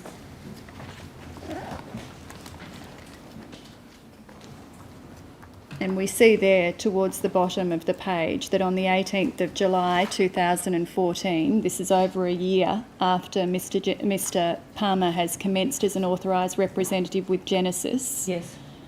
the view is expressed in this issue notification form that the appropriate training and induction had not taken place and the assessment made by Peter Hillis should have been more thorough. Yes. It was inadequate, wasn't it, Ms Britt, to accept Mr Palmer's training in self-managed superannuation fund advice when it didn't come from a registered training organisation, Yes. particularly where the advice assessment document indicated that he intended to continue providing self-managed superannuation fund advice. Yes. It was inadequate, wasn't it, to take Mr Palmer on his word that he didn't know what his last audit rating was? Yes, it was. And it was inadequate to not exercise greater care in circumstances where Mr Palmer was coming from Australian Financial Services Limited, Yes. and in circumstances where he was coming with a previous complaint that had been resolved by FOS remediation. Yes, I mean, I don't think the fact that an advisor has one complaint is necessarily, but I would agree with the first three propositions certainly, and in relation to the complaint generally we would investigate that further. What about the complaint in the context of all the other matters that I've listed? In the Ms. context of everything else, yes. Yes. Thank you. I would accept that it was a deficient process. Thank you. Commissioner, could I tender the email attaching the issue notification form? Email and issue notification form, July 2014, AMP 600000530012, Exhibit 2.167.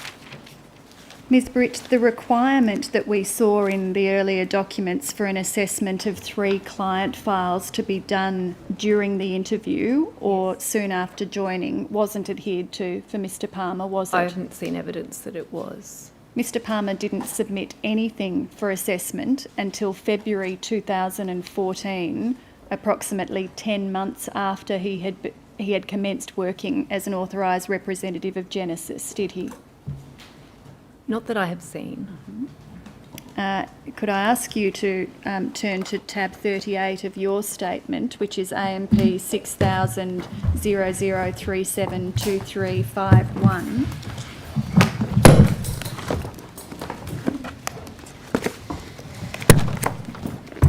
Yes. This is a memorandum that you've annexed from Tim Steele, the Managing Director of Genesis and IPAC, regarding Mr Palmer. No, I'm sorry. I'm sorry. I think it's two Tim I'm Steele. sorry, Yeah. my mistake. You're right, Yeah. Ms Britt. It's from Claudia Fermanges, yes. Fermange, Yep. Yes. 2 people, including Mr Steele, That's correct. Yes. regarding Mr Palmer on the 20th of August 2014. Yes. And we see a reference there on the following page, 2352, at the top of the page, Yes. to Mr Palmer sending through 5 statements of advice to AMP vetting on the 7th of February 2014, Correct. and nothing had previously been provided to vetting for approval. Yes, I see that. And the statements of advice we see were dated May 13, August 13, October 13, and 2 from November 13. Yes. And they contain various advice strategies. Yes. And we see below the table that AMP vetting emailed Mr Palmer on the 11th of February 2014 requesting fact finds to be submitted because all that he'd given you was the statements of That's advice. correct. Yes, that's correct. So AMP vetting asked for the fact finds so that the advice could be vetted, and Mr Palmer didn't provide those. That's correct. And there was no follow-up by AMP vetting?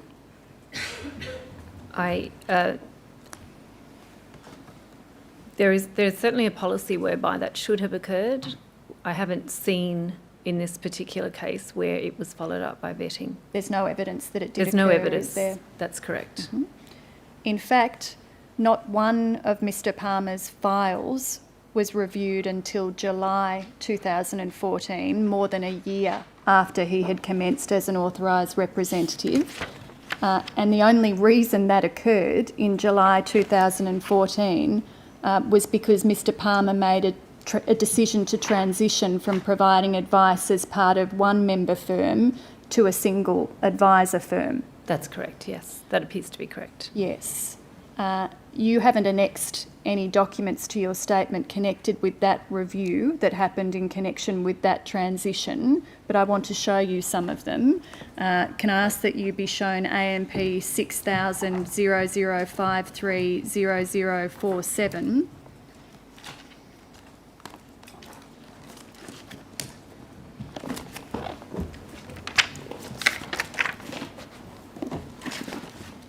Now, this is an email chain from July 2014, and if we start at 0048, we see an email from, perhaps if we could have both pages on the screen, we see an email from Bronwyn Carter at AMP to Learning, Yes.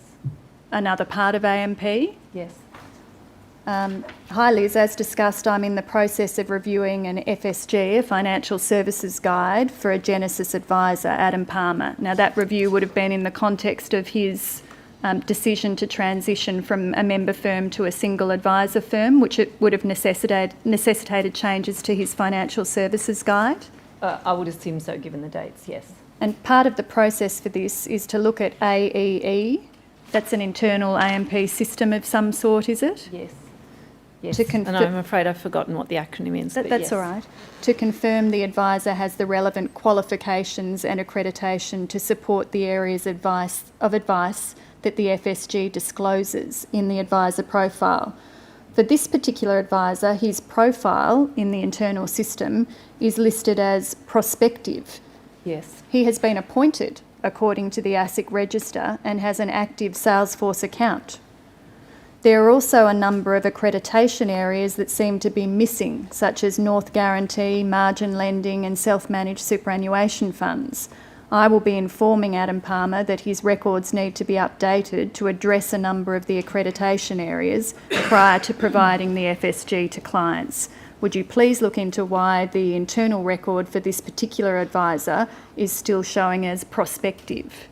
Now, prospective was some sort of record in the system that indicated that the person was to become an advisor but had not Correct. yet Correct. commenced operating as an advisor. Correct. And this is July 2014, more than a year after Mr Palmer has been acting as an advisor on the Correct. behalf of Genesis. Correct. And if we look at the response to that email later that day, we see that Elisabetta, a systems consultant, responds to Ms Carter and explains that there is no record of Mr Palmer having completed either an external self-managed superannuation fund accreditation or the in-house introduction to SMSF's training. Yes. And the next paragraph down, until the supporting documentation has been provided, he can't provide advice in self-managed superannuation funds. Yes, I see that. Yes. And she also explains that she's updated his role on the internal systems to comprehensive, so it no longer reflects prospective. Yes. I tender that document, Commissioner. Emails of July 2014 between Carter Learning and others concerning Palmer AMP 600000530047 Exhibit 2.168. Were any steps taken at this time to prevent Mr Palmer from providing self-managed superannuation fund advice? I haven't seen anything in the documents. There's no evidence to suggest that any step was taken to prevent him from providing that advice, is there? I don't believe I've seen any evidence. Now, as part of this review that was triggered by his transition between firms, further issues with Mr Palmer emerged, didn't they? Yes. And if we could go to AMP 600000530099.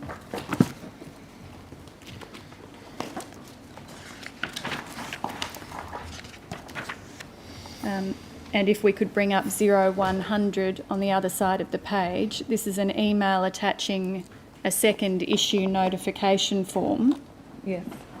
dated the email is dated the 22nd of July 2014 and the issue notification form dated the 18th of July. Yes.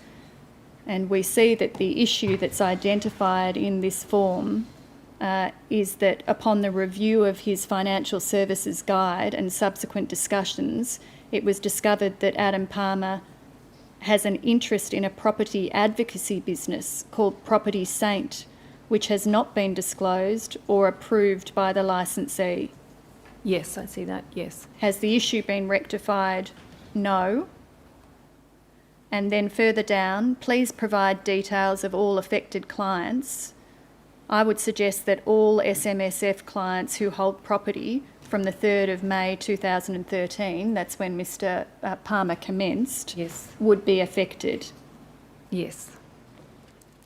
I tender that document, Commissioner. Email and issue notification form 18 July 14, re Palmer AMP 600000530099, exhibit 2.169. That wasn't the end of the issues identified in this review. There were also issues identified with failures by Mr. Palmer to adhere to the best interest duty in the provision of advice. That's right. Yes.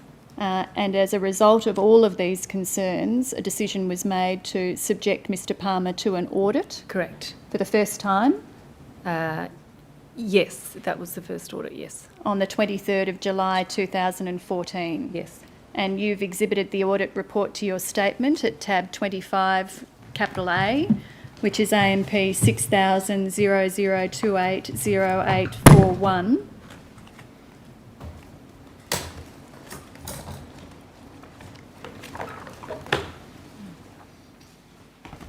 And we see there that the result of this first audit conducted for Mr. Palmer was an E rating. Yes, that's right. And as I think you've already said, that's the lowest possible rating Correct. in an Yes. audit. Yes, and that's right. an E rating is given where 6 or more high risk issues That's correct. with yes. material impact Correct. Yes. are identified. Yes. And we see from this letter to Mr. Palmer that he's told he has failed to meet minimum standards required when providing advice and that serious deficiencies have been identified which require immediate and focused attention. Yes. You've read this audit report, Ms. Britt? Yes, I have. So you would know that within the 5 files that were reviewed, there were 27 high-risk issues identified, 55 medium-risk issues identified, Yes. and 11 low-risk issues identified. Yes. Could I ask you to look at 0843? Within the files reviewed, there was a particular file which is dealt with on this page. This was for a couple who were wanting to renovate their home, Yes. establish a self-managed superannuation fund, Yes. roll over their super into the self-managed fund and purchase an investment property. Yes. And the audit identified a raft of problems with the advice given to this couple. Yes. And these are dealt with over the following pages, 0843 through to 0845. Yes. Perhaps if we could have 0844 and 0845 on the screen. The problems that were identified with the advice that this couple received included there being no evidence of their risk tolerance being assessed. Correct. The advice fell outside the scope of Mr. Palmer's accreditations Correct. because he didn't have self-managed superannuation fund or gearing accreditations. That's right. And he was also providing advice that could be deemed as property advice. Yes, that's correct. All right. And if we turn to 0848, you'll see the heading Further Investigation, brackets Scoring Impact. Yes. And this is where we see that Adam has a direct interest, 60% ownership in a property business, Property Saint. Yes. All SMSF LRBA clients are referred to an Eddie in this business, who is a buyer's advocate or agent, and he sources the property on behalf of the clients or trustees. Yes. And as a result of the above, I could not determine in any of the files reviewed that the clients legitimately sought advice on buying property in a self-managed superannuation fund. Yes. The files do not demonstrate that the advisor has either adequately disclosed this conflict of interest, documented any fees received from the property business or profit split, or adequately managed the conflict of interest by placing the client's interests ahead of his. Yes. The provision of advice in circumstances where the advisor has an undisclosed or insufficiently disclosed conflict of interest is a very serious matter, isn't it, Ms. Britt? It is, yes. Advice of that nature is tainted, isn't it? Because it may not have been given in the client's best interest, but to advance the interest of the advisor. Yes, that's certainly the risk, yes.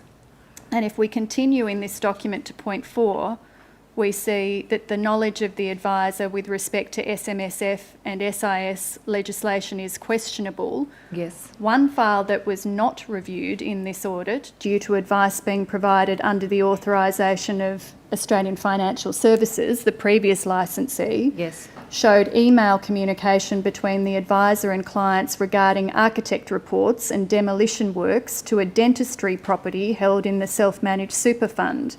The advisor had commented that the self-managed super fund could pay for these 2 bills. When I raised that capital improvements were not allowed for property held in self-managed super funds with borrowing, the advisor seemed genuinely surprised. Yes, I see that. So that finding demonstrates, doesn't it, Ms. Britt, what could have happened if Genesis had followed adequate procedures and reviewed files of Mr. Palmer before or immediately after he was authorised as a representative of Genesis. Yes, I accept that's true. It's an example of a file that, had it been reviewed at that time, would have rung alarm bells. Yes, I imagine, yes. And this audit identified that Mr. Palmer had engaged in similar conduct in respect of 9 other clients. Yes, that's correct. Do you accept that Mr. Palmer's conduct was dishonest?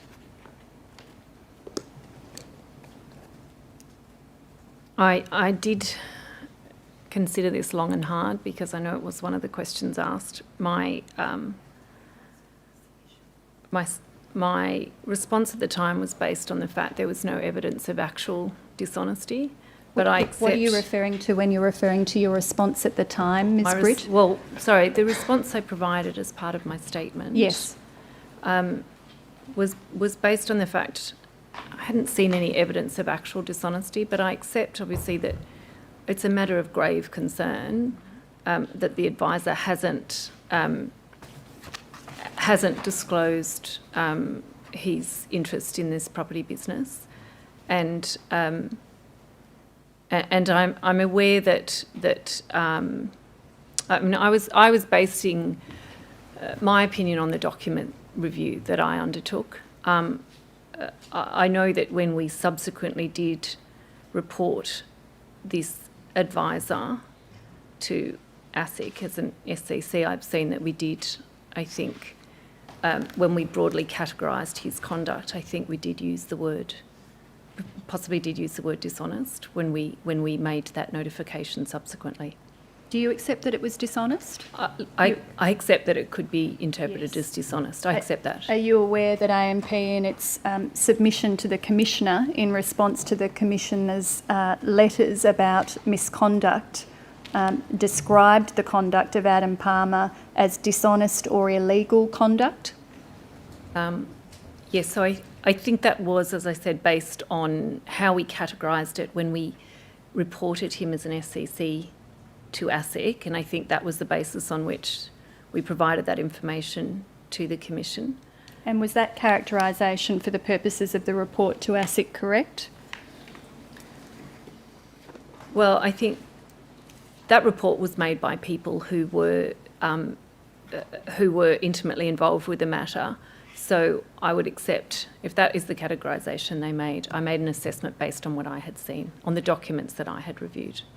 So following this audit, in July 2014, the matter went to the AMP Issues Panel, Correct. and there was a decision made by AMP to terminate Mr Palmer's authority, That's correct. but Mr Palmer resigned before he was terminated. Correct. Could I ask you to look at AMP 600000290892?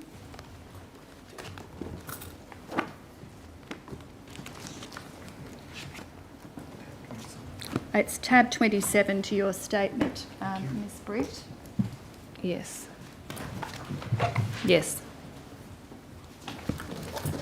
This is an email chain on the 24th and 25th of of September 2014. Yes. Could I ask you to start at 0895? We see there an email sent by Mr Palmer to Yes. AMP on the 25th of September 2014. Yes. Hi Grant and Sharon, we have made the decision to move across to another dealership which better suits our requirements. Would like this to be effective of 24th October 2014. We are moving to Dover Financial Advisors. Yes, I see that. Could you please send transfer deed as well as draft copy of letter that needs to be sent to our clients?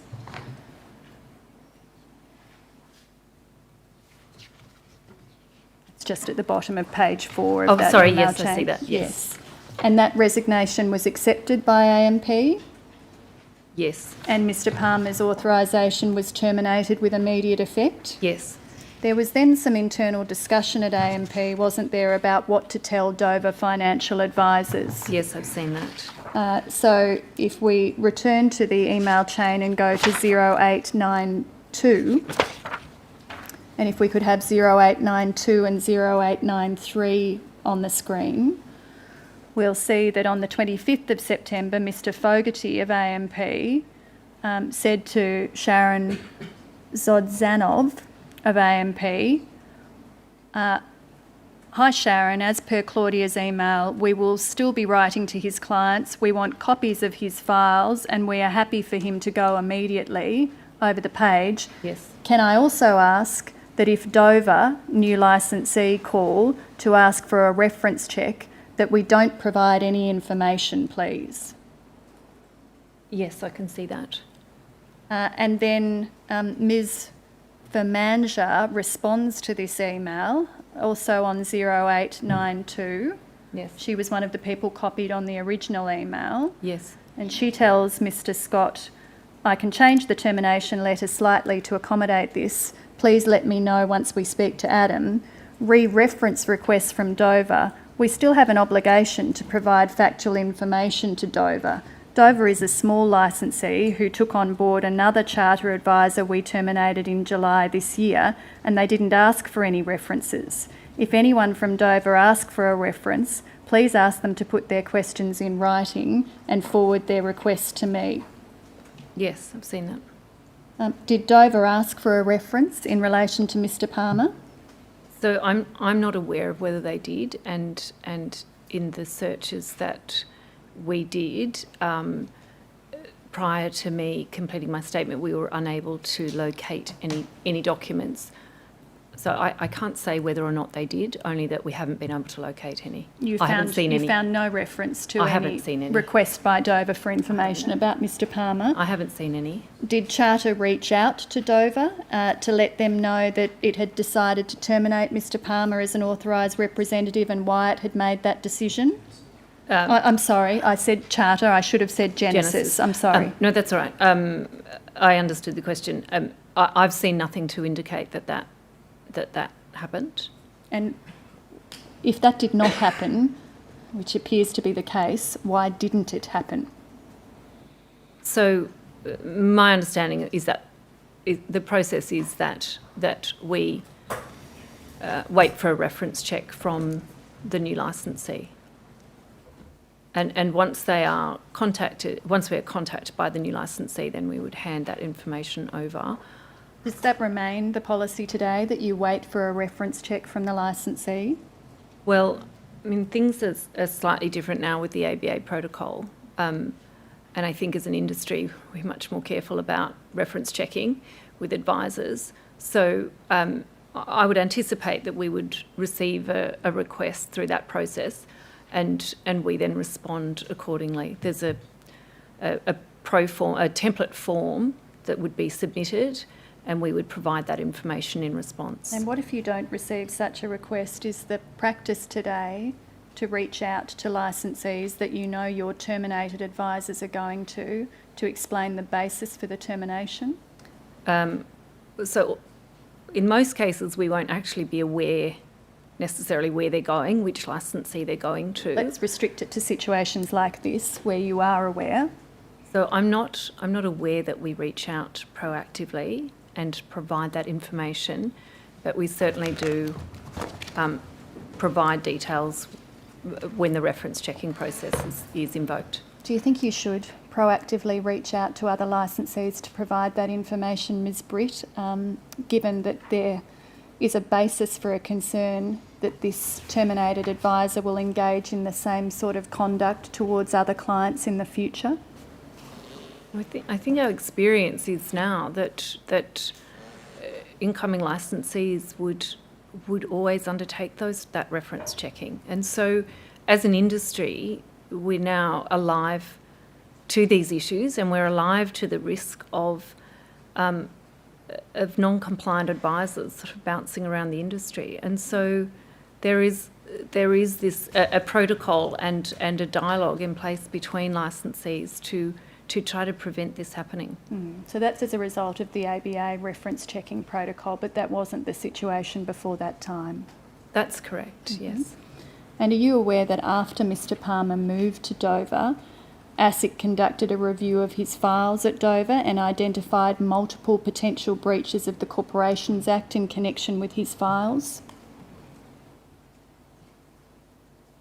So I'm aware that after he left AMP, after he left Genesis, we reported him to ASIC, and I'm aware that I'm assuming, that it was off the back of that notification, we received some ASIC notices which we responded to, and we handed over client files in response to those notices. I'm aware that ASIC reviewed those files, and I did receive some correspondence from ASIC off the back of that review.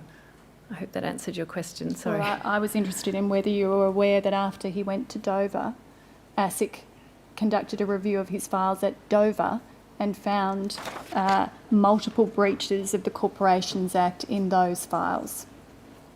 No, I think I was talking about the Section 33 notice from ASIC, which was files in which he provided advice while he was still under the Genesis licence. The breach assessment that you've mentioned, Yes. in October 2014, that breach assessment was done within AMP. This is an assessment of whether or not to report this as a breach to ASIC. Yes. And a decision was made in that breach assessment that the breach was not significant and reportable, Yes. albeit there was a suggestion that details of the advisor should be provided to ASIC. That's correct, yes. You accept, don't you, that Mr Palmer's conduct demonstrated significant compliance issues? Yes. And was the decision not to report Mr Palmer's conduct to ASIC at that time the correct decision? So I think there's two separate things. I think the decision not to report it as a licensee breach, based on what I've seen, was a correct decision. The decision separately not to report Mr Palmer as an SCC, I think I've said in my statement that that's not a decision that I would take today based on everything I have seen. He falls fairly squarely within the SCC category, and I note that subsequently we did report him as an SCC. So in relation to that decision, I would question whether that was the right decision. So that was the decision in October 2014, not to refer him to ASIC on the basis of a serious compliance concern. Yes. Yeah, I just want to make sure we're talking about the right decision. I thought it was the 6th of November when we... No, I haven't come to that yet. There's Sorry. an assessment done on the 7th of October 2014, and if you have a look at tab 30 of your statement, Yes. you'll see a document you've annexed about that. Yes, so that is in relation to a potential licensee breach, not the decision to report him as an SCC advisor. So the decision that you say would lead to a different approach today Yes. in your statement, which you're referring to in 39G of your statement, is the decision made in November 2014. Is that right? That's correct. And that's the decision not to report Mr. Palmer's conduct That's to correct. ASIC, not a licensee breach, but That's correct. his So conduct. That's correct. I So understand. the decision, the breach assessment decision, which you've taken me to at tab 30. Yes. I'm comfortable based on what I've seen that was the right decision. Yes. The decision in November not to report him personally, I'm not comfortable that actually was the right decision, and based on what I've seen today, we would be reporting him as a serious compliance concern, and indeed we did. Sometime later we did. Well, you didn't tell ASIC anything about Mr. Palmer's conduct until about 9 months later, in July 2015, when AMP named Mr. Palmer in response to a request for information correct. from ASIC. Yes, that's correct. About advisors that Genesis had identified serious compliance correct. concerns for. That's So when you correct. say that there was a notification, there was an answer to a request by ASIC for information. Is I'm that sorry, right? yes, I didn't mean to mislead you. Yes, it was in response to an ASIC notice. We told them about Mr. Palmer at that stage, and yes, it was July 2015. Yes. In your statement, you explain the reasons why you think Mr. Palmer provided inappropriate advice, and you say that the principal reason was his lack of understanding of his legal and policy obligations, Yes. specifically as they related to the best interest duty and related obligations. Yes. But Mr. Palmer didn't receive adequate training after he started with Genesis, did he? No, he didn't. He never received best interest training, No, did he didn't. And that was because he had been entered in the system as a prospective advisor That's right. rather than an advisor, and therefore no one ever followed up the need for him to receive best interest duty training. That's correct, yes. So that was a failing on the part of Genesis, was it not? It was. And the process for conducting due diligence on Mr. Palmer when he joined Genesis also failed? Yes, I accept that seems to be the case. And Genesis also failed to ensure that Mr. Palmer was only providing advice within areas in which he was accredited to provide advice. Yes. And yet you tell us in your statement that Genesis has made no changes to its practices and procedures as a result of the events involving Mr. Palmer. Well, again, I think I was seeking to answer that very specifically, that there has been a lot of changes in our onboarding policy, a lot of changes in our reference checking policy. We now have a very robust, harmonised policy in that regard. What I was specifically saying is that this particular case did not trigger that. Nonetheless, we now have a very robust reference checking policy, whereby I'm satisfied this wouldn't occur. And sorry, if I can also add, we no longer have Genesis as a licensee. After the decision was made in November 2014 not to report Mr. Palmer's conduct to Yes. ASIC, there was a meeting about potential remediation of Mr. Palmer's clients. Yes, there was. And could I ask you to look at your tab 32, which is AMP 600000372085. Yes. And this is a letter that was to be sent to clients of Mr. Palmer's. Yes. It's a letter that was to go to the very clients that received the advice that I raised with you earlier, the couple who wanted to establish the self-managed Yes. super fund to buy an investment property. And by this letter, Genesis offered them a free advice review, Yes. but Genesis didn't offer them any remediation. I think the intention was to review that advice to see whether or not they should be remediated. And how does the client know that that is the intention, Ms. Britt?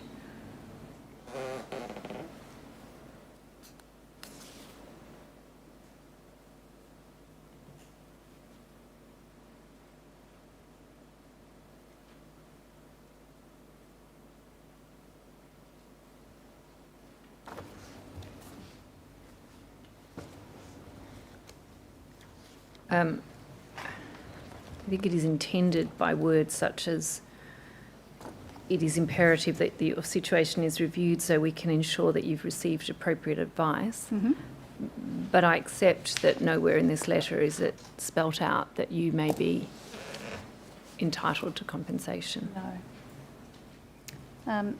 Genesis became aware that Mr. Palmer had provided inappropriate advice that potentially required customer remediation in July 2014, nearly 4 years ago. That's correct, yes. And Genesis terminated Mr. Palmer's status as an authorised representative in September 2014, about 3.5 years ago. Correct, yes. Has any client of Mr. Palmer's received any remediation for the receipt of inappropriate advice from Mr. Palmer?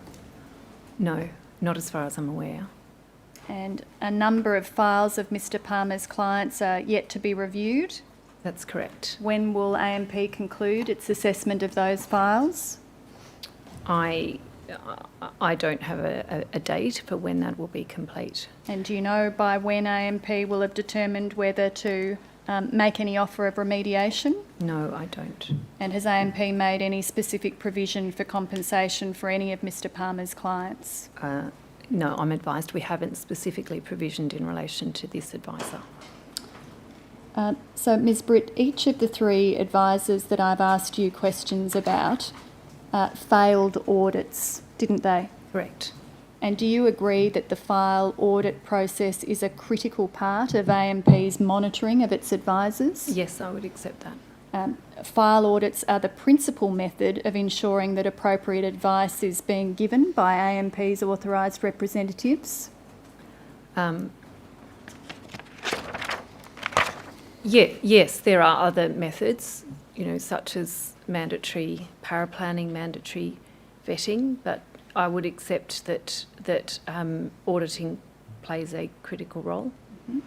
And in November last year, PwC conducted a review of AMP's advice control framework. Yes, correct. Could I ask that you be shown AMP 600000065018? This is not an annexure to your statement, Ms. Britt.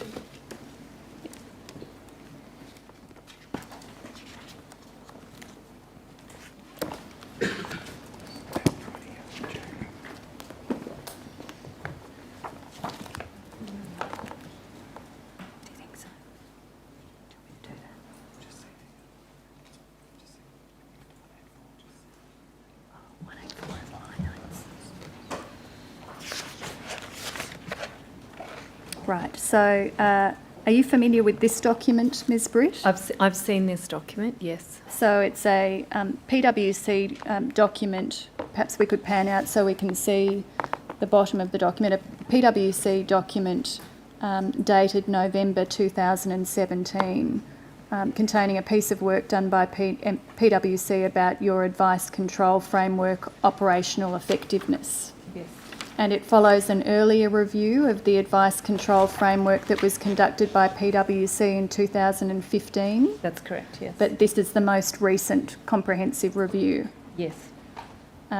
So if we turn to 5032 and 5033, if we could have both of them on the page at the same time, we'll see that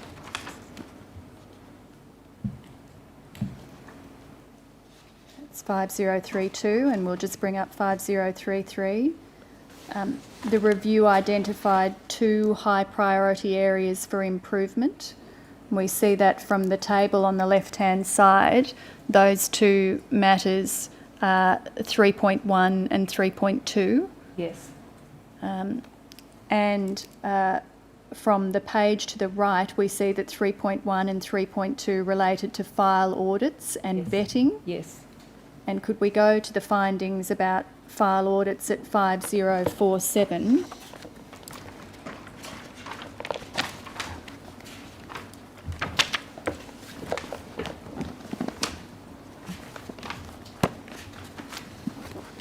And we see there the findings of PwC in relation to file audits, which is identified as a high importance issue with a gap.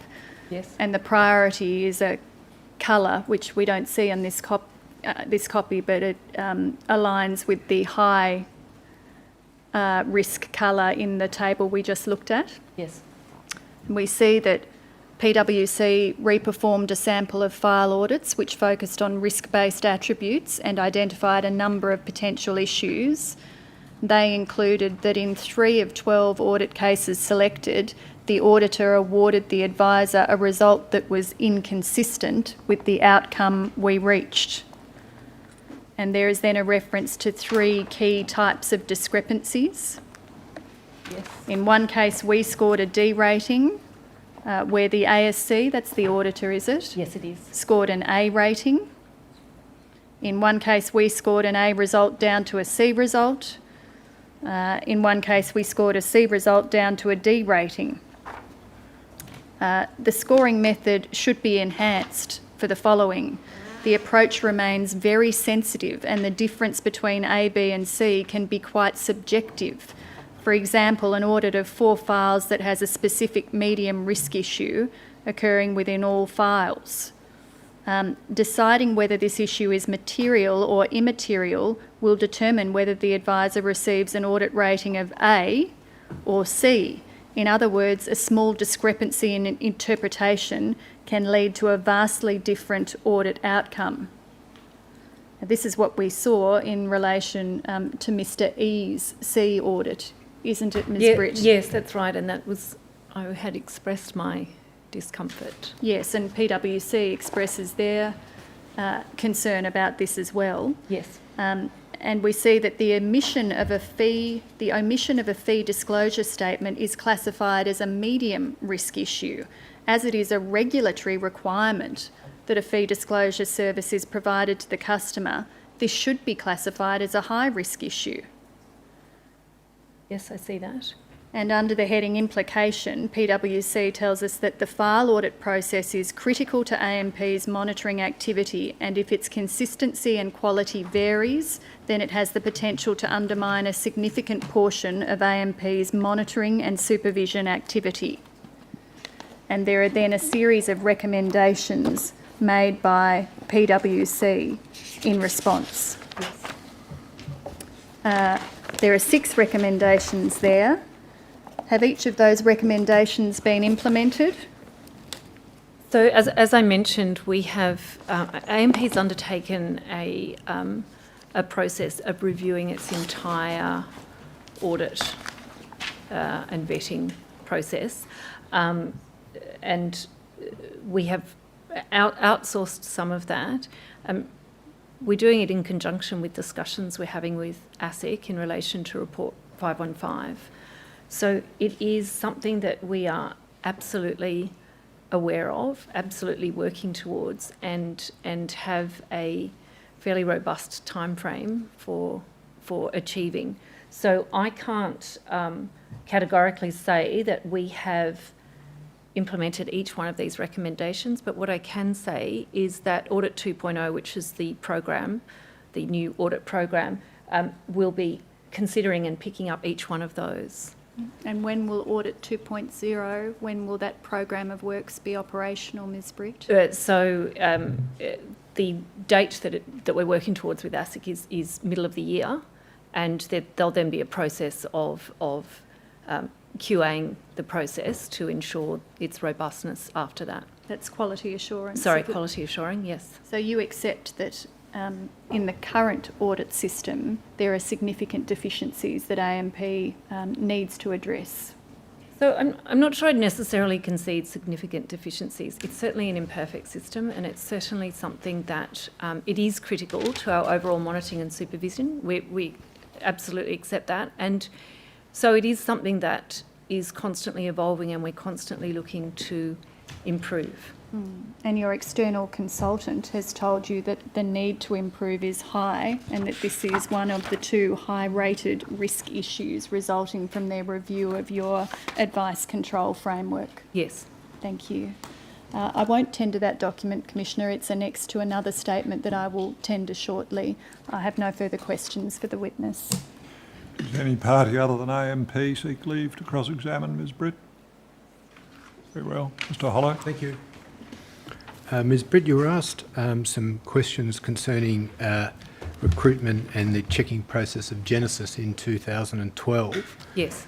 Can I ask you, has AMP changed its process to recruitment and reference checking since 2012? Yes, it has. Yes, it has. And it has signed the Australian Bankers Association Reference Checking and Information Sharing Protocol, is that Yes, it correct? has. Do you know when it did so? September 2016, my understanding is we were the first organisation to do so, but it came into effect, I believe, March 2017. Thank you. Could I try to bring up a document? See how this goes. AMP 6000 0041 1849.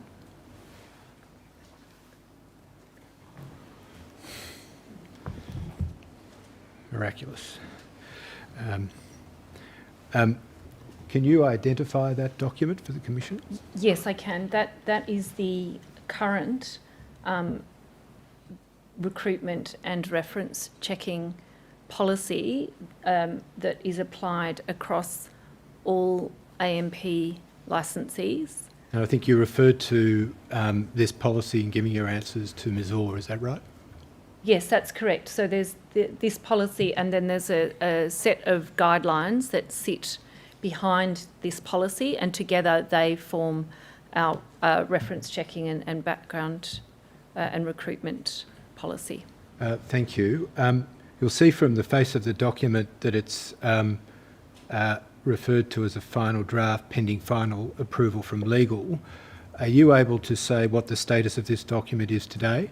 Yes, so I am aware that this policy has been rolled out and is in operation, and has been for a couple of months. Notwithstanding what it says on the first page. Tender the document. AMP advice, recruitment background and reference checking policy version 2.0, 25 11 17, AMP 6000 0041 1849, exhibit 2.170. Ms Britt, still on the topic of recruitment and reference checking, do you know what process takes place at AMP when requests are made from entities who are not signatories or who have not subscribed to the ABA protocol? Yes, so as I was mentioning, there is effectively a template ABA form that gets submitted. And AMP as an organisation has taken the view that whether or not the incoming licensee is a subscriber or not, that is the information that we will provide to the new licensee. Thank you. Mr Commissioner, I have no further questions. Could I add one matter, however? There were some questions about the PwC 2017 report. Towards the end of the examination of Ms Britt,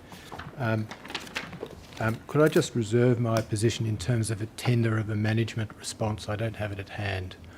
I wasn't anticipating. I don't think I quite follow what you're telling me, Mr. Yes. Hollow. I'm being a bit slow, or slower than normal anyway. Yeah. I'm just reserving my position in respect of a tender of a further document on that topic, which I do not have at hand at the moment. That's all I'm saying. We'll cross that bridge when Thank the you. timber's cut down and it's built. Mr. Holly, anything arising out of that, Ms. Orr? Thank you very much. Brett, you may step down. Commissioner, Ms Britt is the last witness that we will call in the inappropriate advice part of this hearing block, but I have a number of statements that we obtained from other entities in relation to the provision of inappropriate advice that I wish to tender. Yes.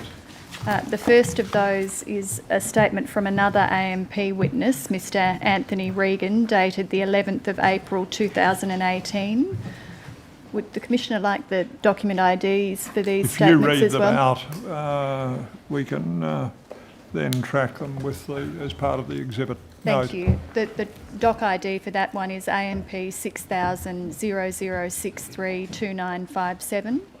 That will be exhibit 2.171. We also obtained a statement from Marianne Perkovic of CBA dated 13 April 2018, CBA 900000150001. It will be exhibit 2.172. We obtained a statement from Mr Renato Motta, MOTA, from IOOF, IFL 9999 001 0038. It will be exhibit 2.173. We obtained two statements from Macquarie, the first of Michelle Webber, dated the 13th of April 2018, MGL 0006 002 0142. That can be exhibit 2.174. Now, Ms Webber provided a second statement of the same date. The doc ID for that one is MGL 0006 002 0130. Becomes exhibit 2.175. And we obtained a statement from Mr Marty Khan, CARNE of Centrepoint, WIT 0030 0001 0001. That will become exhibit 2.176. The other entity who provided a statement in relation to the provision of inappropriate advice was NAB. That statement was provided by Mr Andrew Hagger, and that will be tendered, I assume, when Mr Hagger gives evidence on another topic as our next witness. Yes. Now, do we need to have a changing of the guard at the bar table? We do, If I come Commissioner. back shortly before 10 to 4. Thank you, Commissioner.